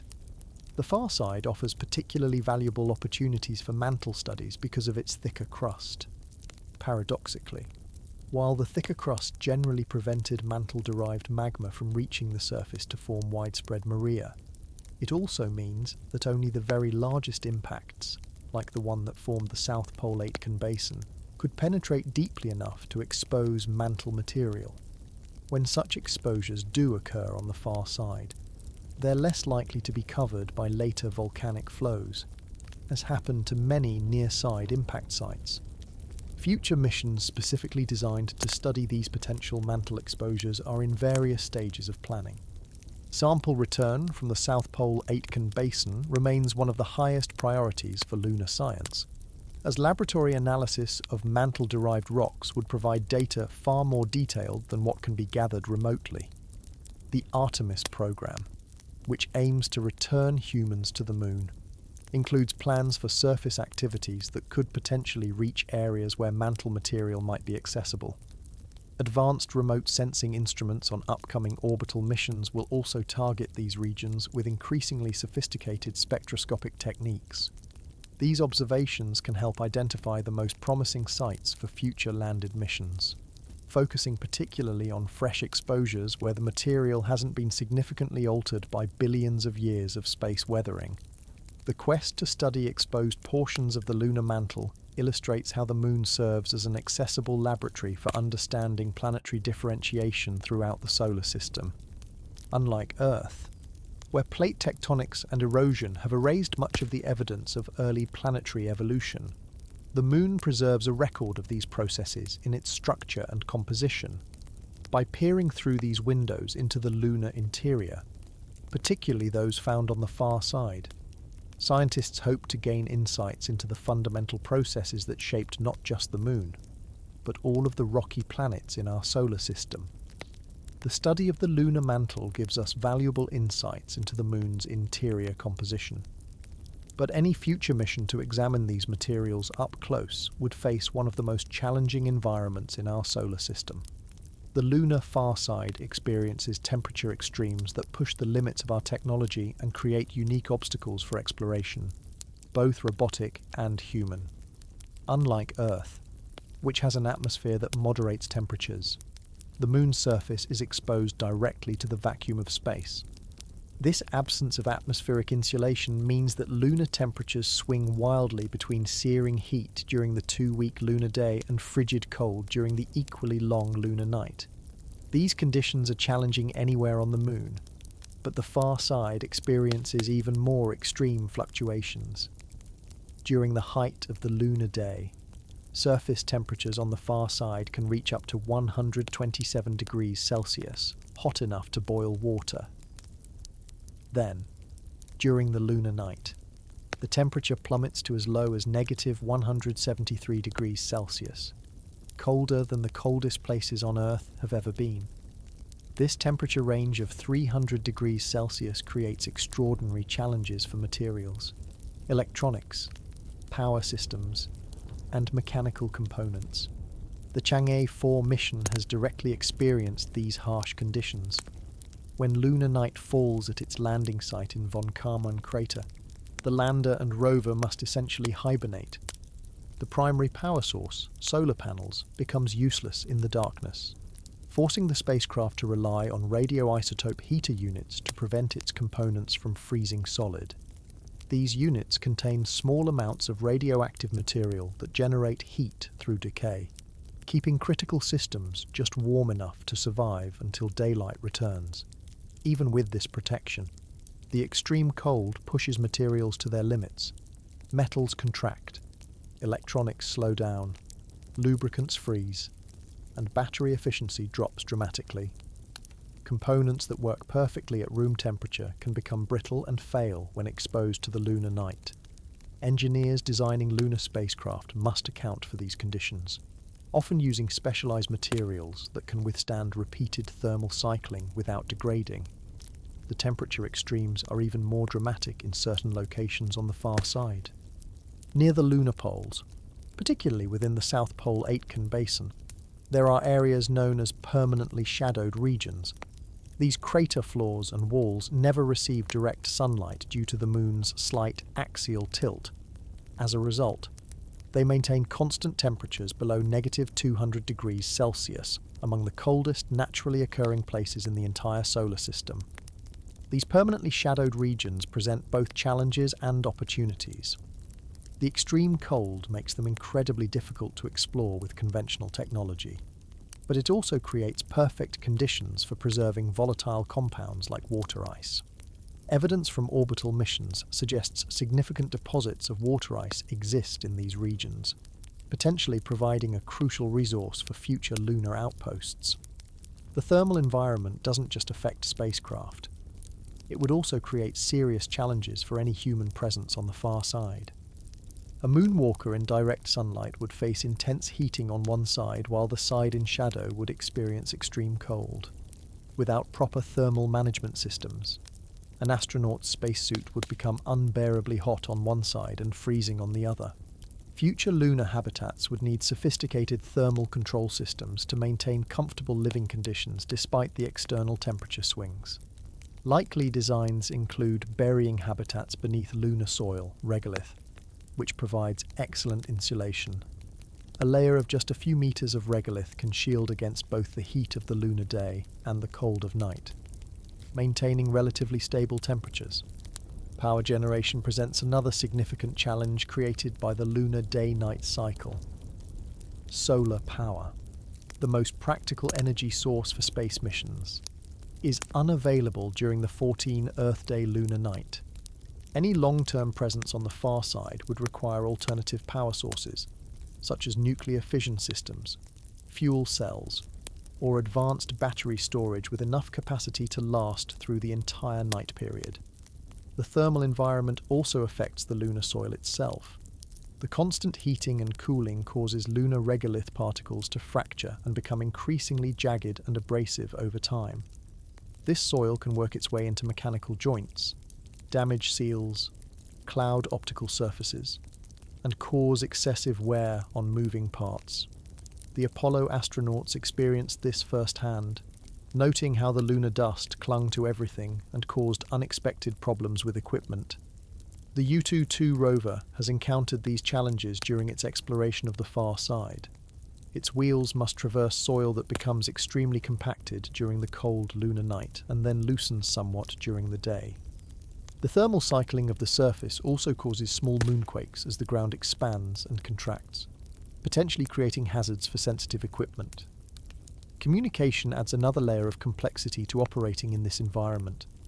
Since direct communication with Earth is impossible from the far side, all missions must rely on relay satellites positioned to maintain contact. If this communication link fails, a spacecraft could be left unable to receive commands during a critical thermal event, potentially leading to mission failure. Despite these formidable challenges, engineers are developing technologies specifically designed to cope with lunar temperature extremes. These include multi-layer insulation materials, advanced radiators that can dissipate heat during the day and retain it at night, and electronics hardened against both heat and cold. Power systems are being designed with the lunar cycle in mind, including new generations of nuclear power sources that could provide consistent energy regardless of sunlight availability. The European Space Agency has tested lunar night survival technologies with its Prospect instruments, designed to operate through multiple day-night cycles. NASA's Artemis program is developing systems for human exploration that can withstand these conditions, potentially including far-side missions in later phases. Chinese space officials have indicated their interest in establishing a research station near the lunar South Pole, which would have to contend with some of the most extreme thermal conditions on the Moon. Understanding and adapting to the lunar thermal environment is essential for the future of far-side exploration. Each mission that survives these conditions provides valuable data that helps engineers improve designs for subsequent missions. The temperature extremes that make the far side so challenging to explore are themselves a subject of scientific interest, as they create unique physical and chemical conditions not found on Earth. The thermal cycles of the lunar far side have shaped its surface for billions of years, contributing to the distinct landscape we're only beginning to explore in detail. Among the most fascinating features shaped by past thermal activity are the winding channels carved by ancient lava flows, tangible evidence of a volcanic history quite different from what we see on the near side. When we look at the lunar far side, we don't see the vast dark seas of solidified lava that dominate the near side. However, this doesn't mean volcanic activity was absent. Instead, the far side experienced a different style of volcanism that left its own distinctive marks on the landscape. Among the most striking of these features are sinuous rilles, winding channels that snake across parts of the lunar surface, clear evidence of flowing lava from the Moon's volcanic past. One of the most spectacular examples is Rima Sharp, also known as Rima Schroteri. a massive lava channel that extends for approximately 150 kilometers. Though partially visible from Earth as it lies near the lunar limb, similar features exist entirely on the far side, hidden from Earth-based observation. These channels formed when extremely hot. Low-viscosity lava flowed rapidly across the lunar surface, carving pathways that solidified into permanent features after the eruptions ceased. The composition of these lava flows differs notably from the Maria on the near side. Spectroscopic analysis shows that far-side volcanic deposits typically contain less iron and titanium, but more aluminum than their near-side counterparts. This compositional difference reflects the distinct source regions in the lunar mantle from which the magma originated, providing further evidence of the Moon's internal asymmetry. The lava channels on the far side tend to be narrower and less extensive than major near-side features, consistent with the more limited volcanism that occurred there. This difference directly relates to the thicker crust and lower concentration of heat-producing radioactive elements we discussed earlier. With fewer heat sources and a thicker barrier to penetrate, far-side eruptions were typically smaller and less frequent, creating more modest volcanic landscapes. Detailed mapping by orbital missions has revealed numerous small volcanic domes scattered across the far side. These gentle swellings, typically only a few kilometers across and a few 100 meters high, formed when small amounts of magma pushed up beneath the surface but didn't have enough volume or pressure to cause major eruptions. In some cases, these domes have small pits at their summits where limited eruptions may have occurred. The presence of these domes suggests that far-side volcanism was often more explosive than the fluid lava flows that created the near-side Maria.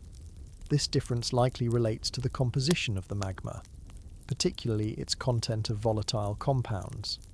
Magmas with higher volatile content tend to produce more explosive eruptions as these compounds transform to gas and rapidly expand. The evidence for more explosive volcanism on the far side provides another clue to the different magma chemistry between the two hemispheres. One of the most valuable insights from NASA's GRAIL mission was the discovery of a vast network of underground structures called dikes, essentially solidified magma that once flowed through fractures in the lunar crust. These dikes form complex patterns that show how magma moved beneath the surface, even in regions where it never erupted.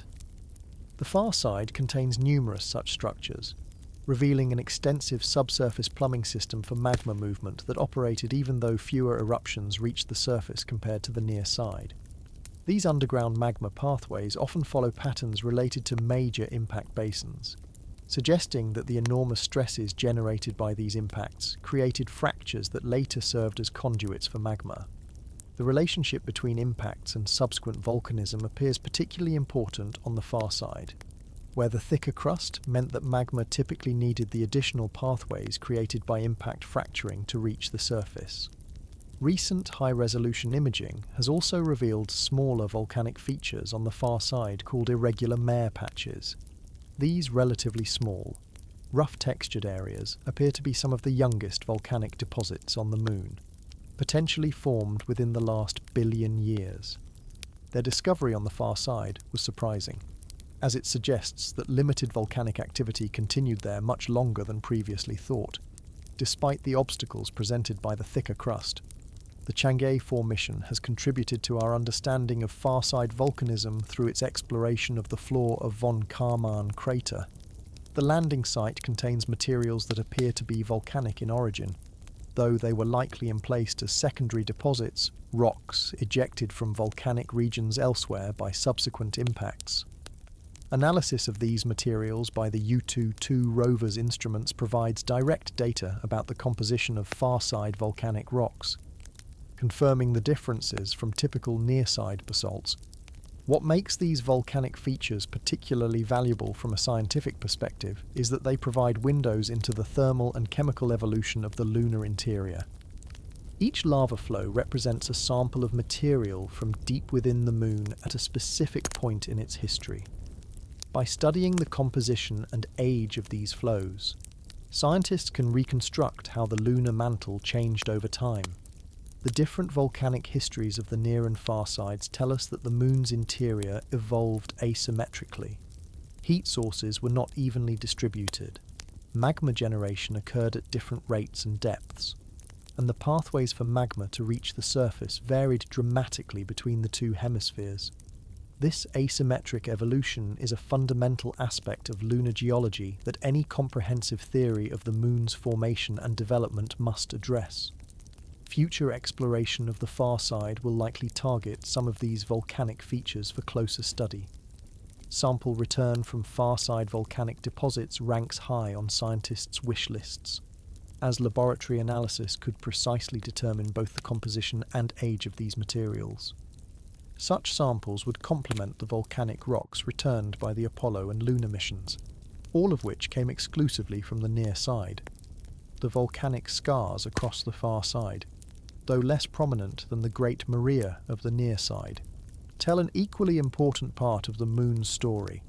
They reveal a world where magma struggled to reach the surface through the thick crust but occasionally broke through, leaving behind subtle but unmistakable evidence of the fiery forces that helped shape the lunar far side into the landscape we're only beginning to explore today. While the volcanic traces on the far side tell us about the Moon's internal evolution, the landscape is dominated by something even more striking: craters upon craters, overlapping and weathered by billions of years of subsequent impacts. The far side of the Moon serves as an unparalleled record of ancient impacts, preserving evidence of collisions that occurred during critical periods of solar system formation that have been erased almost everywhere else. What makes the lunar far side so valuable as a cosmic time capsule is its remarkable state of preservation.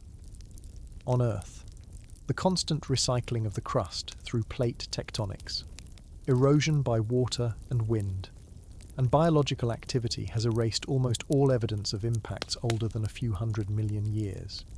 Even on the lunar near side, the vast volcanic floods that created the Maria covered many ancient impact structures.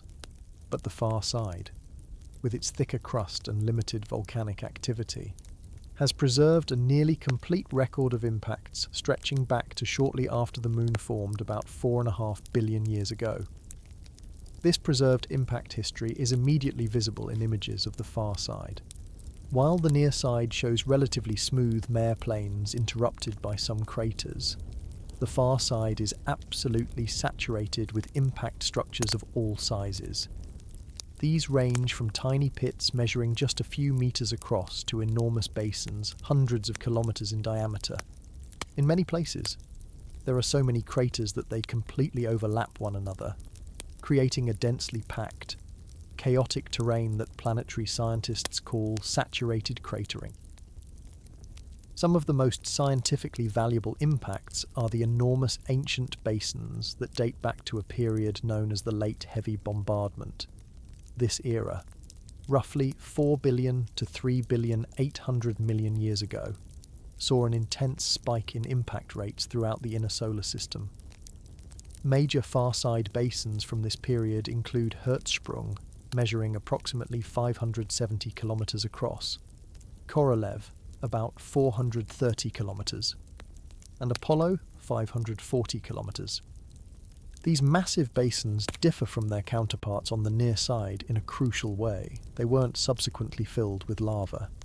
This means their original impact structures, including central peaks, wall terracing, and ejecta patterns, remain largely intact. By studying these features, scientists can reconstruct the physics of these enormous collisions and learn about the objects that caused them. Statistical analysis of crater sizes and distributions on the far side has allowed scientists to reconstruct the population of asteroids and comets in the early solar system. This analysis suggests that many of the largest impacts were caused by objects that were part of a now depleted population of planetesimals, leftover building blocks from planet formation. The size distribution of craters also provides evidence for how this population evolved over time, with fewer large objects remaining as the solar system aged and cleared out these early bodies. Some of the most intriguing features on the far side are crater chains, lines of impacts that appear to have occurred simultaneously. These are believed to result from objects that were broken apart by gravitational forces before impact, similar to what happened to Comet Shoemaker-Levy 9 before it struck Jupiter in 1994. These chains provide evidence that some impactors approached the Earth-Moon system as groups rather than individual objects, possibly due to earlier collisions in the asteroid belt or disruption by Earth's gravity. The far side also preserves evidence of secondary cratering, smaller impacts caused by material ejected from larger impacts. These secondary crater fields can extend hundreds of kilometers from the primary impact site and create distinctive patterns that help scientists understand how material is distributed during major impact events. The orientation and distribution of impact basins across the far side has revealed another fascinating aspect of lunar history, evidence that the Moon's axis of rotation has shifted over time. This phenomenon, known as true polar wander, occurs when large mass redistributions cause a planetary body to reorient itself. The pattern of certain impact features suggests the Moon may have reoriented by as much as 10 degrees at some point in its past, likely in response to the formation of major impact basins and their effects on the Moon's moment of inertia. One of the most valuable aspects of the far side impact record is that it allows for absolute dating of surfaces throughout the solar system. By counting the number of craters of different sizes on a given surface and comparing that to similar areas on the Moon where we have absolute age dates from returned samples, scientists can estimate the age of surfaces on other planets and moons where sample return hasn't been possible. The Chang'e 4 mission has contributed to this field by providing close-up images of impact features in its landing area. The Yutu-2 rover has observed numerous small impact craters and their ejecta, providing ground truth data that helps calibrate orbital observations. The mission has also examined impact breccias, rocks made up of fragments from multiple sources that were melted and fused together during impact events, which provide information about both the impact process itself and the composition of the target area.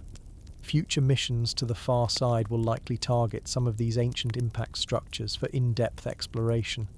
Sample return from the South Pole Aitken Basin remains a top priority, as material from this enormous and ancient impact could provide precise dates for this crucial event in lunar history. Dating this basin would anchor the entire timeline of lunar bombardment, with implications for understanding when conditions on Earth might have become suitable for the emergence of life. The pristine impact record of the far side serves as a sort of witness plate that has recorded billions of years of solar system history. By reading this record, scientists continue to refine our understanding of how our solar system evolved from its chaotic beginnings to the more stable configuration we see today. The Moon's far side, protected from Earth-based observation throughout human history until the space age, turns out to preserve some of the most important evidence for understanding our entire solar system's violent youth. Beyond its value as a historical record, the lunar far side may hold a resource that could revolutionize energy production on Earth, an isotope called helium-3 that is extremely rare on our planet but has been steadily accumulating on the lunar surface for billions of years. This potential energy resource represents one of the most intriguing possibilities for future lunar development and might eventually provide economic justification for establishing a permanent human presence on the far side.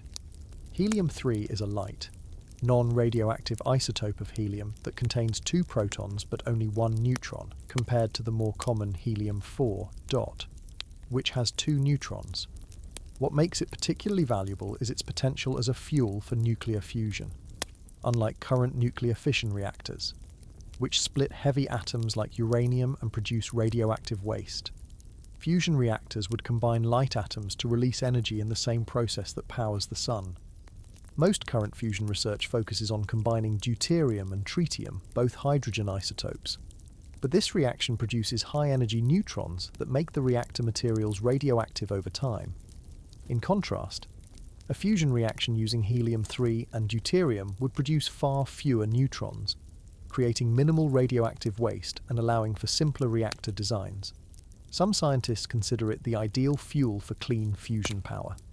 The challenge is that helium-3 is incredibly scarce on Earth. We have only a few hundred kilograms in total.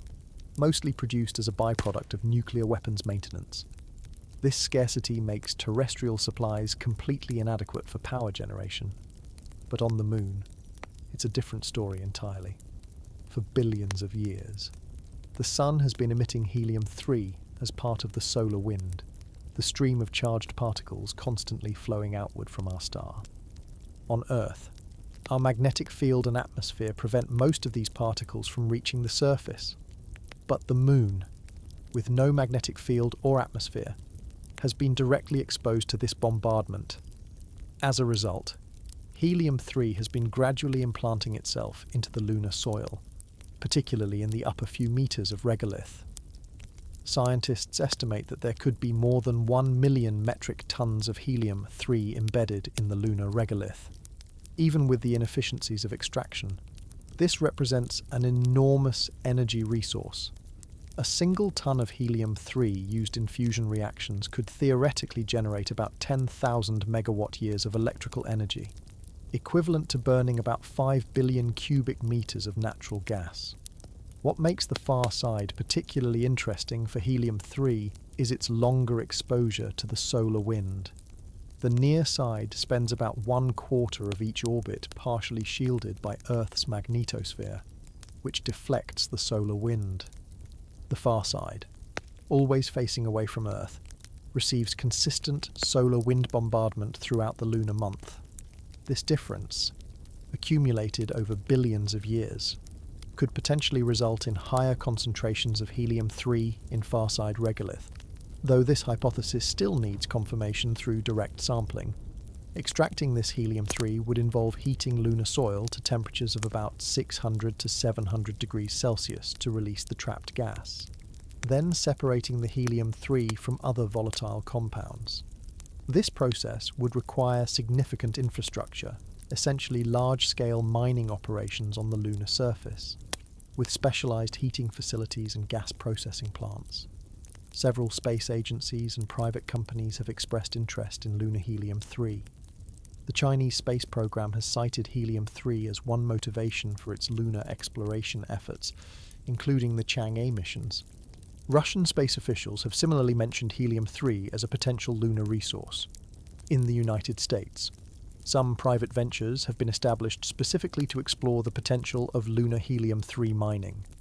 The economics of helium-3 extraction remain speculative but potentially compelling. At current terrestrial prices, where tiny research quantities sell for millions of dollars per kilogram, lunar helium-3 would be extraordinarily valuable, even accounting for the enormous costs of transportation to and from the Moon.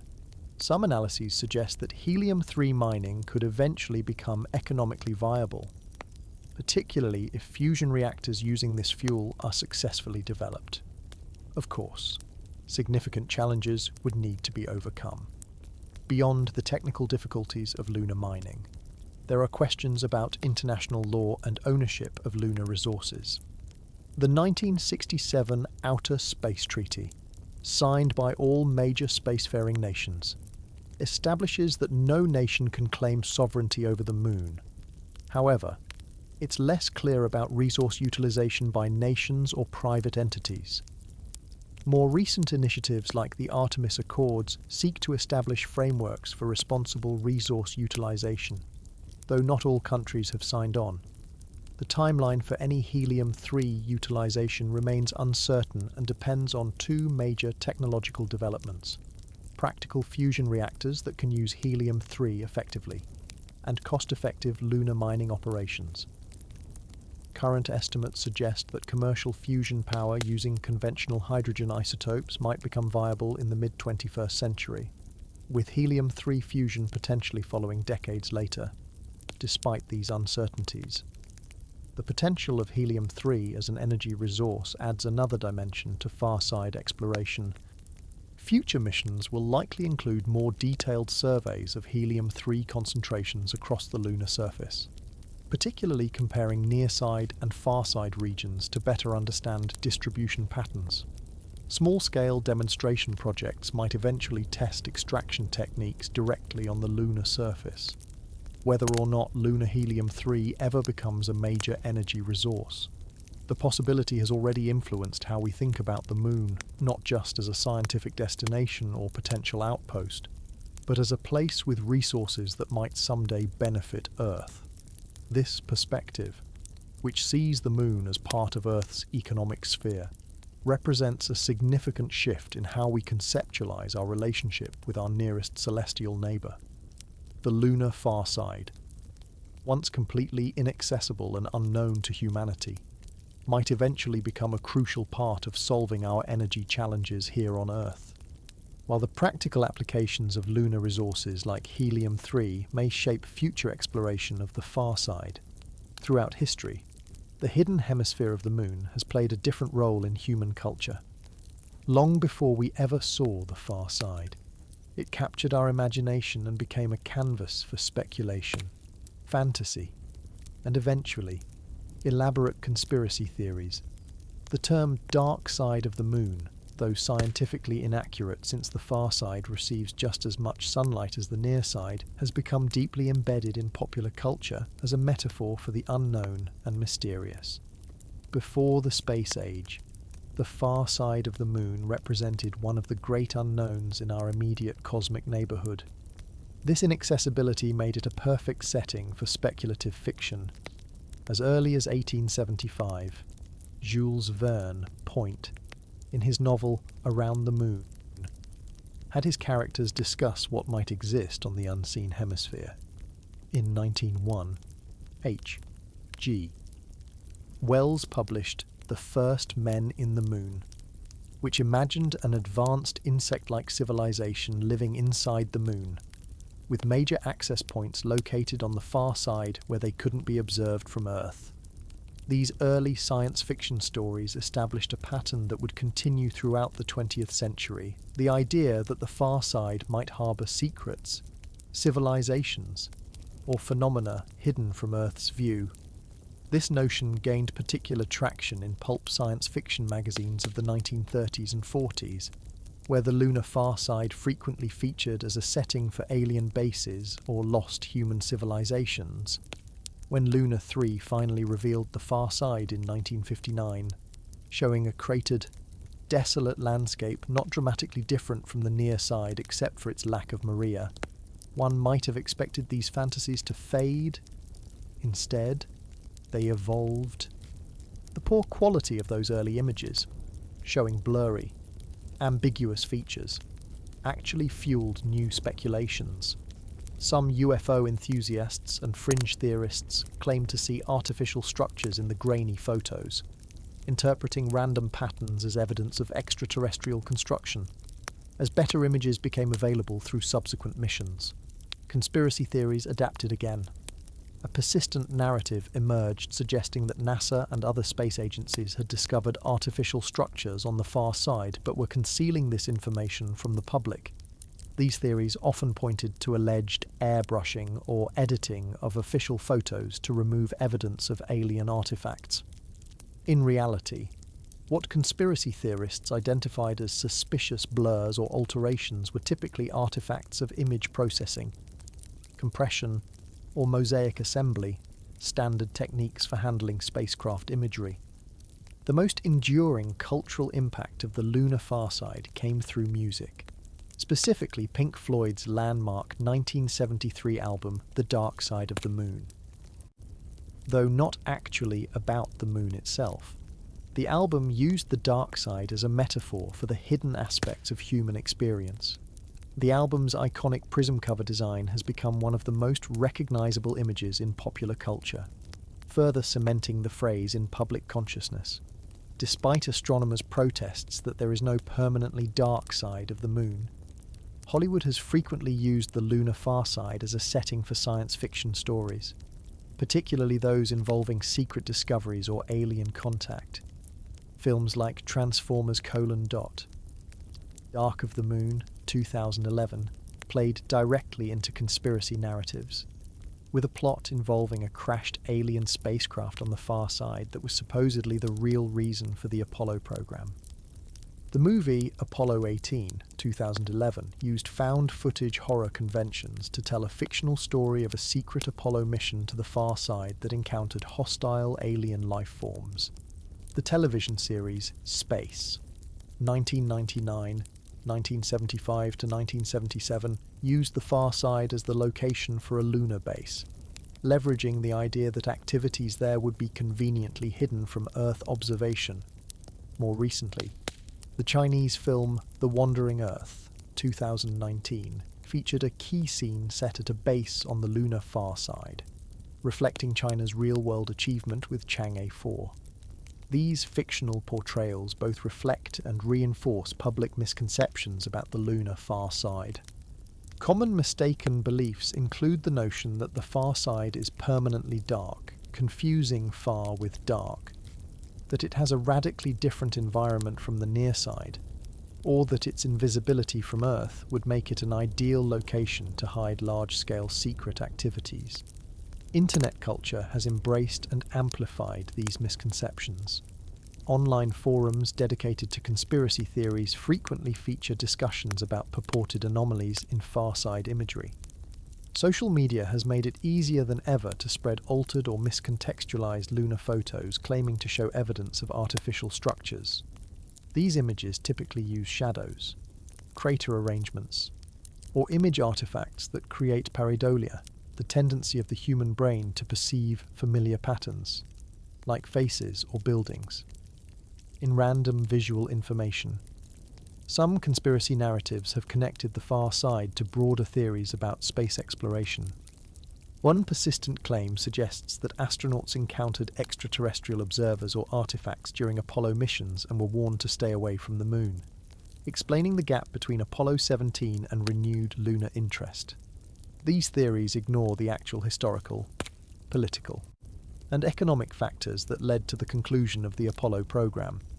The far side has also been incorporated into various New Age and pseudo-scientific belief systems. Some claim it has unique energy properties or serves as a base for spiritual beings. Others have suggested it contains portals to other dimensions or houses ancient technology from lost civilizations like Atlantis or Lemuria.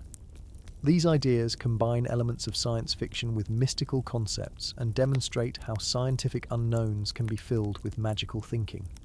Even in the era of Chang'e 4 and high-resolution mapping of the entire lunar surface, conspiracy theories about the far side persist. When China released the first close-up images from the far side landing, some conspiracy theorists quickly claimed to identify artificial objects in the background or suggested that certain images were being withheld. Similarly, when communication with the spacecraft was occasionally interrupted, some interpreted this as evidence of interference by extraterrestrial forces rather than the expected technical challenges of communicating through a relay satellite. The resilience of these far-side conspiracy theories illustrates something important about human psychology and our relationship with space exploration.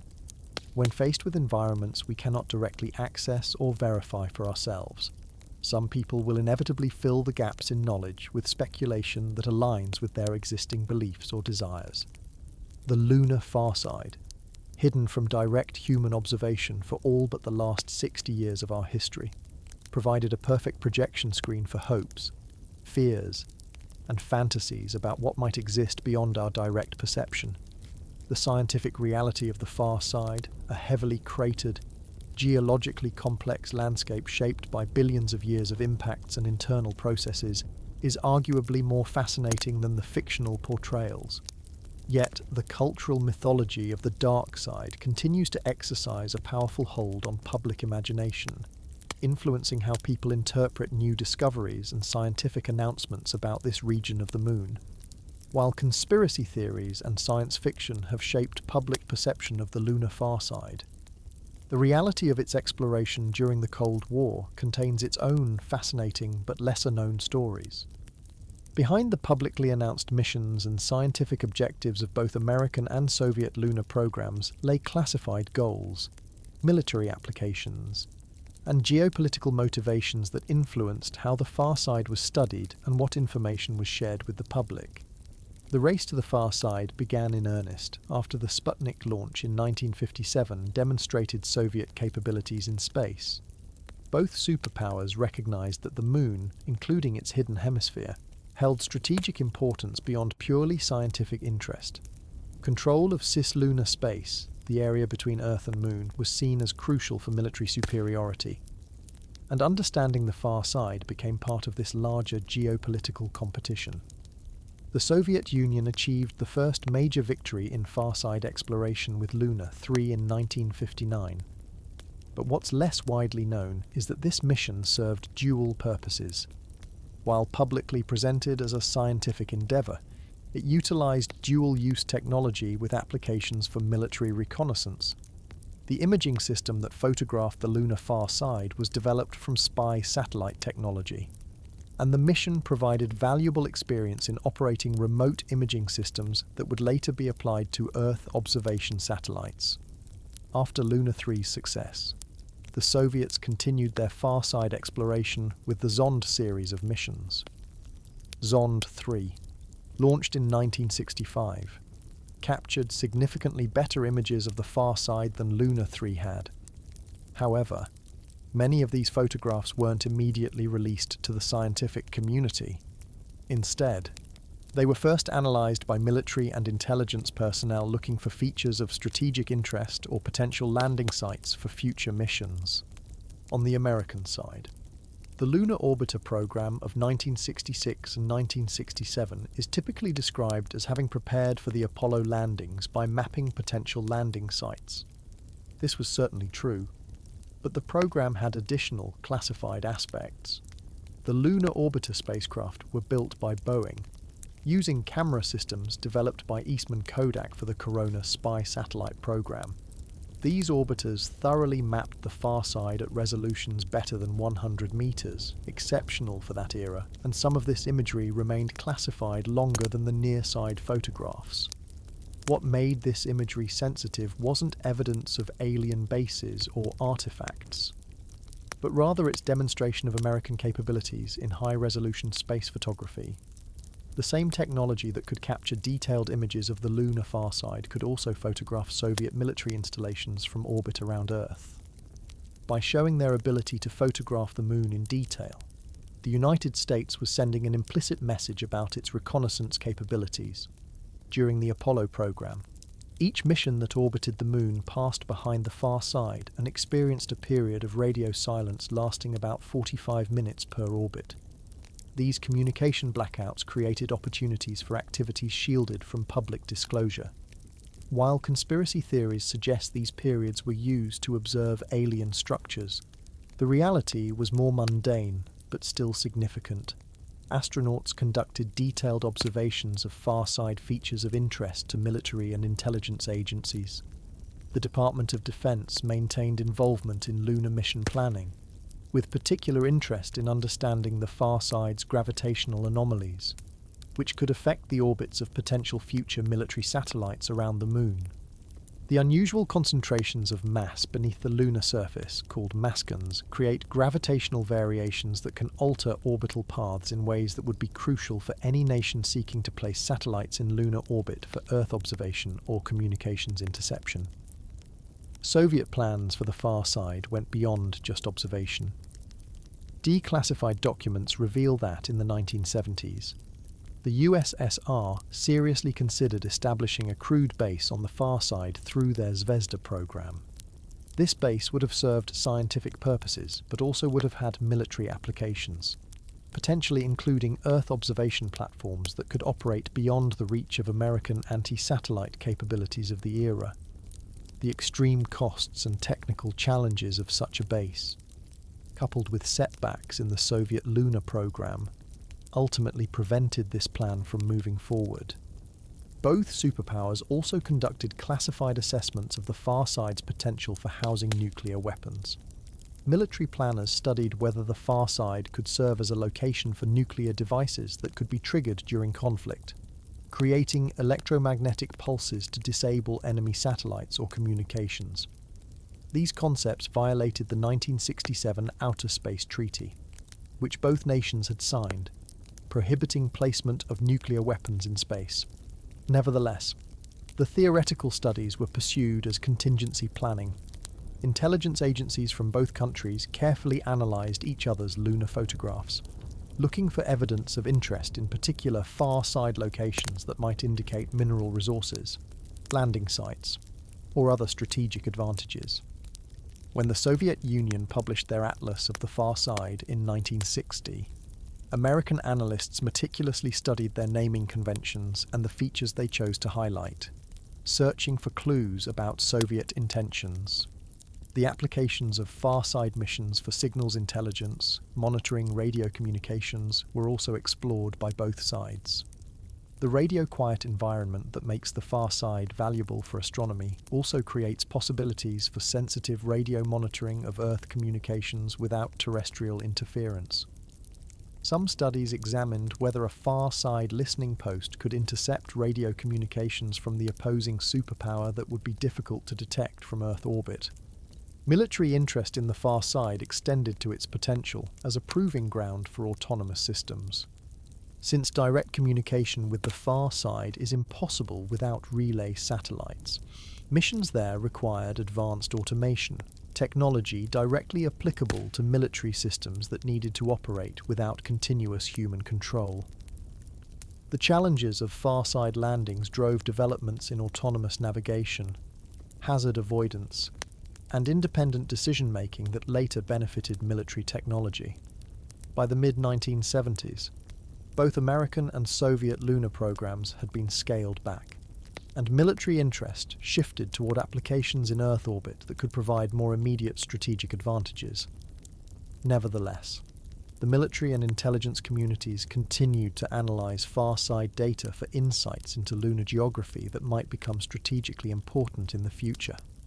This military dimension of far-side exploration has largely faded from public discussion of lunar history, overshadowed by the scientific achievements and Cold War competition for the first human landing. Yet it represents an important aspect of how geopolitical considerations shaped our early understanding of the lunar far side. The same military imperatives that drove space exploration also influenced what data was collected, what was publicly shared, and how missions were designed. Today, as multiple nations including China, India, and the United States pursue new lunar missions, the strategic importance of the far side is again being considered, though in a different geopolitical context. The potential for resources, scientific discoveries, and establishing a presence in cislunar space continues to blend scientific objectives with national strategic goals, much as it did during the first era of lunar exploration. The far side remains a region where scientific curiosity and geopolitical interests continue to shape how we explore and understand our nearest celestial neighbour. While the Cold War's strategic imperatives shaped early exploration of the lunar far side, our scientific understanding of this region has continued to evolve in surprising ways. One of the most significant recent discoveries challenges a fundamental assumption about the Moon that had persisted for decades, the idea that it is a completely dead world, geologically speaking. Contrary to this long-held belief, evidence increasingly suggests that the Moon, including its far side, remains tectonically active even today, exhibiting geological processes that continue to shape its surface in subtle but measurable ways. For most of the 20th century, scientists considered the Moon geologically inactive. Without plate tectonics like Earth's, and with its small size causing faster cooling of its interior, the Moon was presumed to have solidified billions of years ago into a static world. This view began to change when the Apollo seismic network, consisting of instruments placed by several Apollo missions, recorded thousands of moonquakes between 1969 and 1977. While most of these were small, some registered up to magnitude 5 on the Richter scale, strong enough to potentially damage future lunar structures. More recent evidence for lunar tectonic activity comes from high-resolution imagery of the lunar surface, particularly from NASA's Lunar Reconnaissance Orbiter, LRO. Since 2009, this spacecraft has been photographing the Moon's surface with enough detail to see features as small as half a metre across. These images have revealed over 3,500 lobate scarps, cliff-like formations that result when one section of the lunar crust pushes over another, creating a wrinkled appearance on the surface. What makes these scarps particularly interesting is that many show signs of recent formation. They cut across small, young impact craters, indicating the scarps formed after these impacts. They often display bright material along their edges that hasn't been darkened by space weathering, suggesting relatively recent exposure. Some show evidence of rockfalls and debris that hasn't been erased by subsequent meteorite impacts. All these characteristics point to formations that are geologically young, potentially less than 100 million years old, and possibly much younger. These scarps are more abundant on the far side, where the crust is thicker. The distribution pattern suggests they formed primarily through global contraction as the Moon's interior gradually cooled and shrank.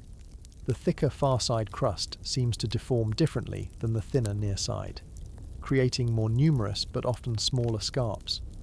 The global pattern of these features indicates the Moon has shrunk by about 100 meters in circumference over the past few hundred million years, a small amount for a planetary body, but enough to create significant surface stress. Some of the most compelling evidence for ongoing activity comes from comparing Apollo-era photographs with recent LRO images of the same regions. These comparisons have identified several new scarps that weren't visible 50 years ago, suggesting they may have formed within human memory, while alternative explanations exist, such as better imaging technology revealing previously undetected features. The possibility of truly recent tectonic activity cannot be dismissed.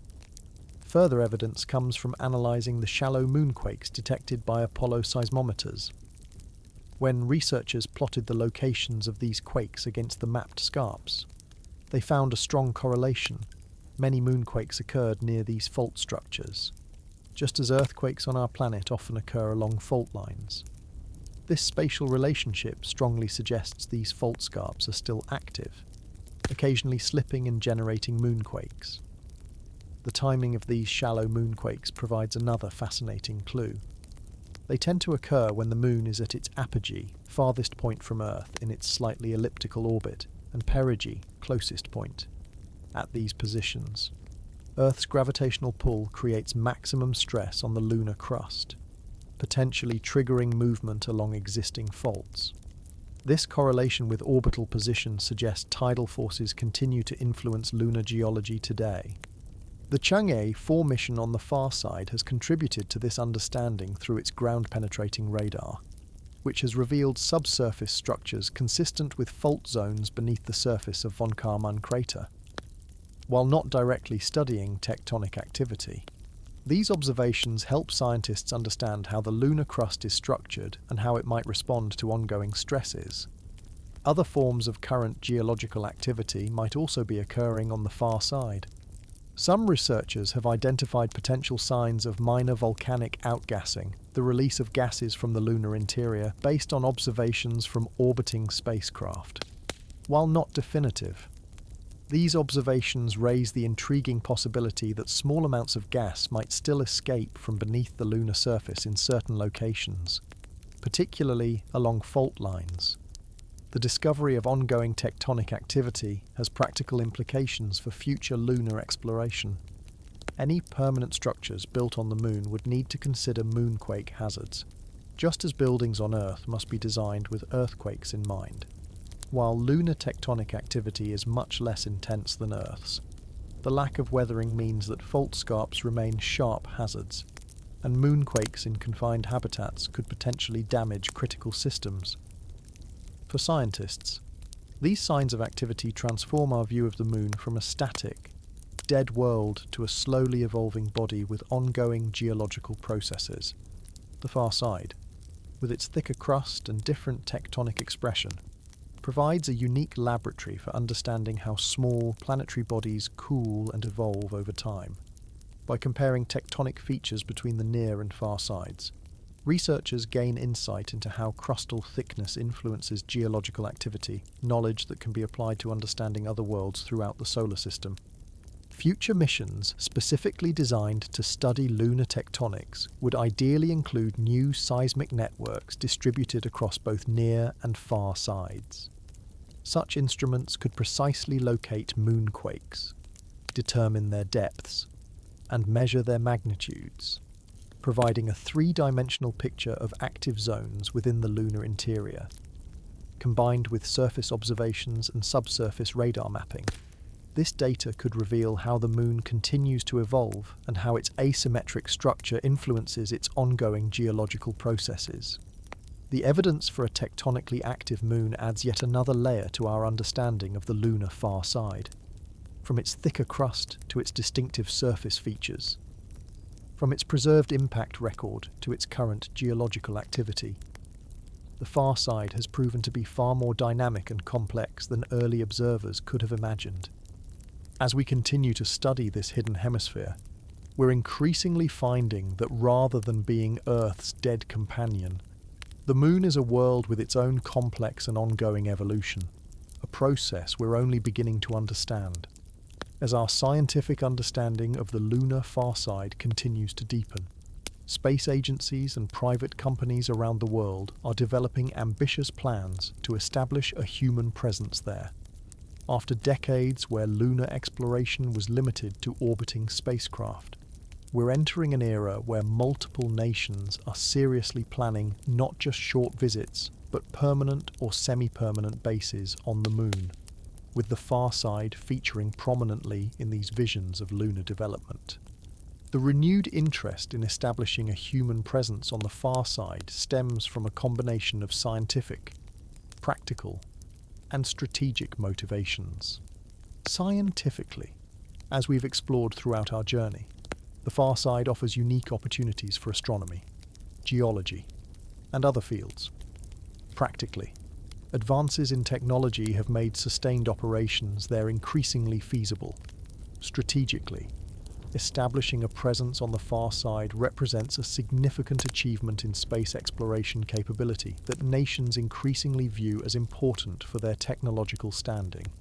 China has taken the lead in far side exploration with the Chang'e 4 mission and has announced plans to continue this focus in future missions. The Chang'e 6 mission, planned for the mid-2020s, aims to return samples from the far side, a feat never before accomplished. This would be followed by more advanced missions leading toward their proposed International Lunar Research Station, ILRS, which would include components on both the near and far sides of the Moon. Chinese officials have described a three-phase approach to developing this research station. The first phase, already underway, involves reconnaissance missions like Chang'e 4. The second phase, planned for the 2020s, would involve detailed site surveys and technology demonstrations. The final phase, extending into the 2030s and beyond, would establish the actual research station with both robotic and eventually human components. The far side elements would likely focus on radio astronomy, geological research, and resource utilization experiments.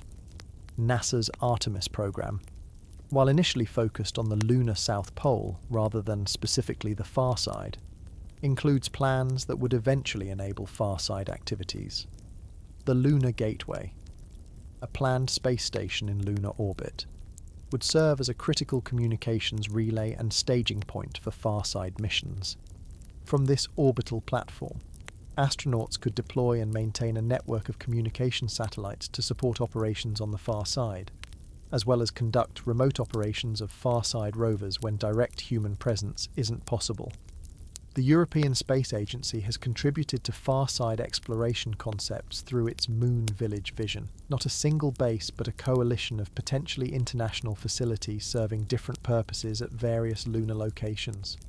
In this concept, far-side installations would focus on radio astronomy and geological research, taking advantage of the unique conditions there.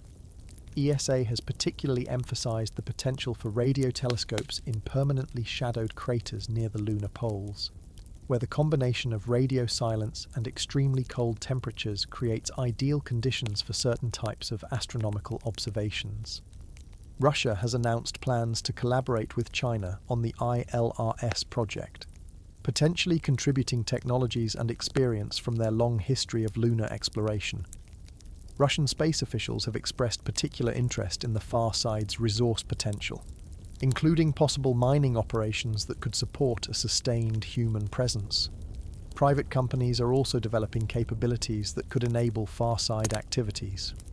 SpaceX's Starship vehicle, currently under development, is designed to deliver large payloads to the lunar surface, up to 100 tons per landing. This capacity would revolutionize lunar construction by allowing delivery of habitats, power systems, and research equipment at scales previously impossible. Blue Origin, another private space company, is developing its Blue Moon lander specifically designed for delivering cargo to various lunar locations, including potentially the far side. Any permanent base on the far side would need to overcome several fundamental challenges. The first is communication. Without direct line of sight to Earth, all communications must be relayed through satellites positioned to see both the far side and Earth simultaneously. China's Queqiao relay satellite, supporting Chang'e 4, demonstrated this concept. But a permanent base would require a more robust network of multiple satellites to ensure continuous coverage. Power represents another significant challenge. The 2-week lunar night makes solar power intermittent, requiring massive energy storage systems or alternative power sources, nuclear power, in the form of small, self-contained reactors, would likely be essential for any significant far-side presence. NASA's Kilopower project is developing just such technology, small fission reactors that could provide 10 to 40 kilowatts of continuous power regardless of sunlight availability. Protection from radiation presents another design constraint.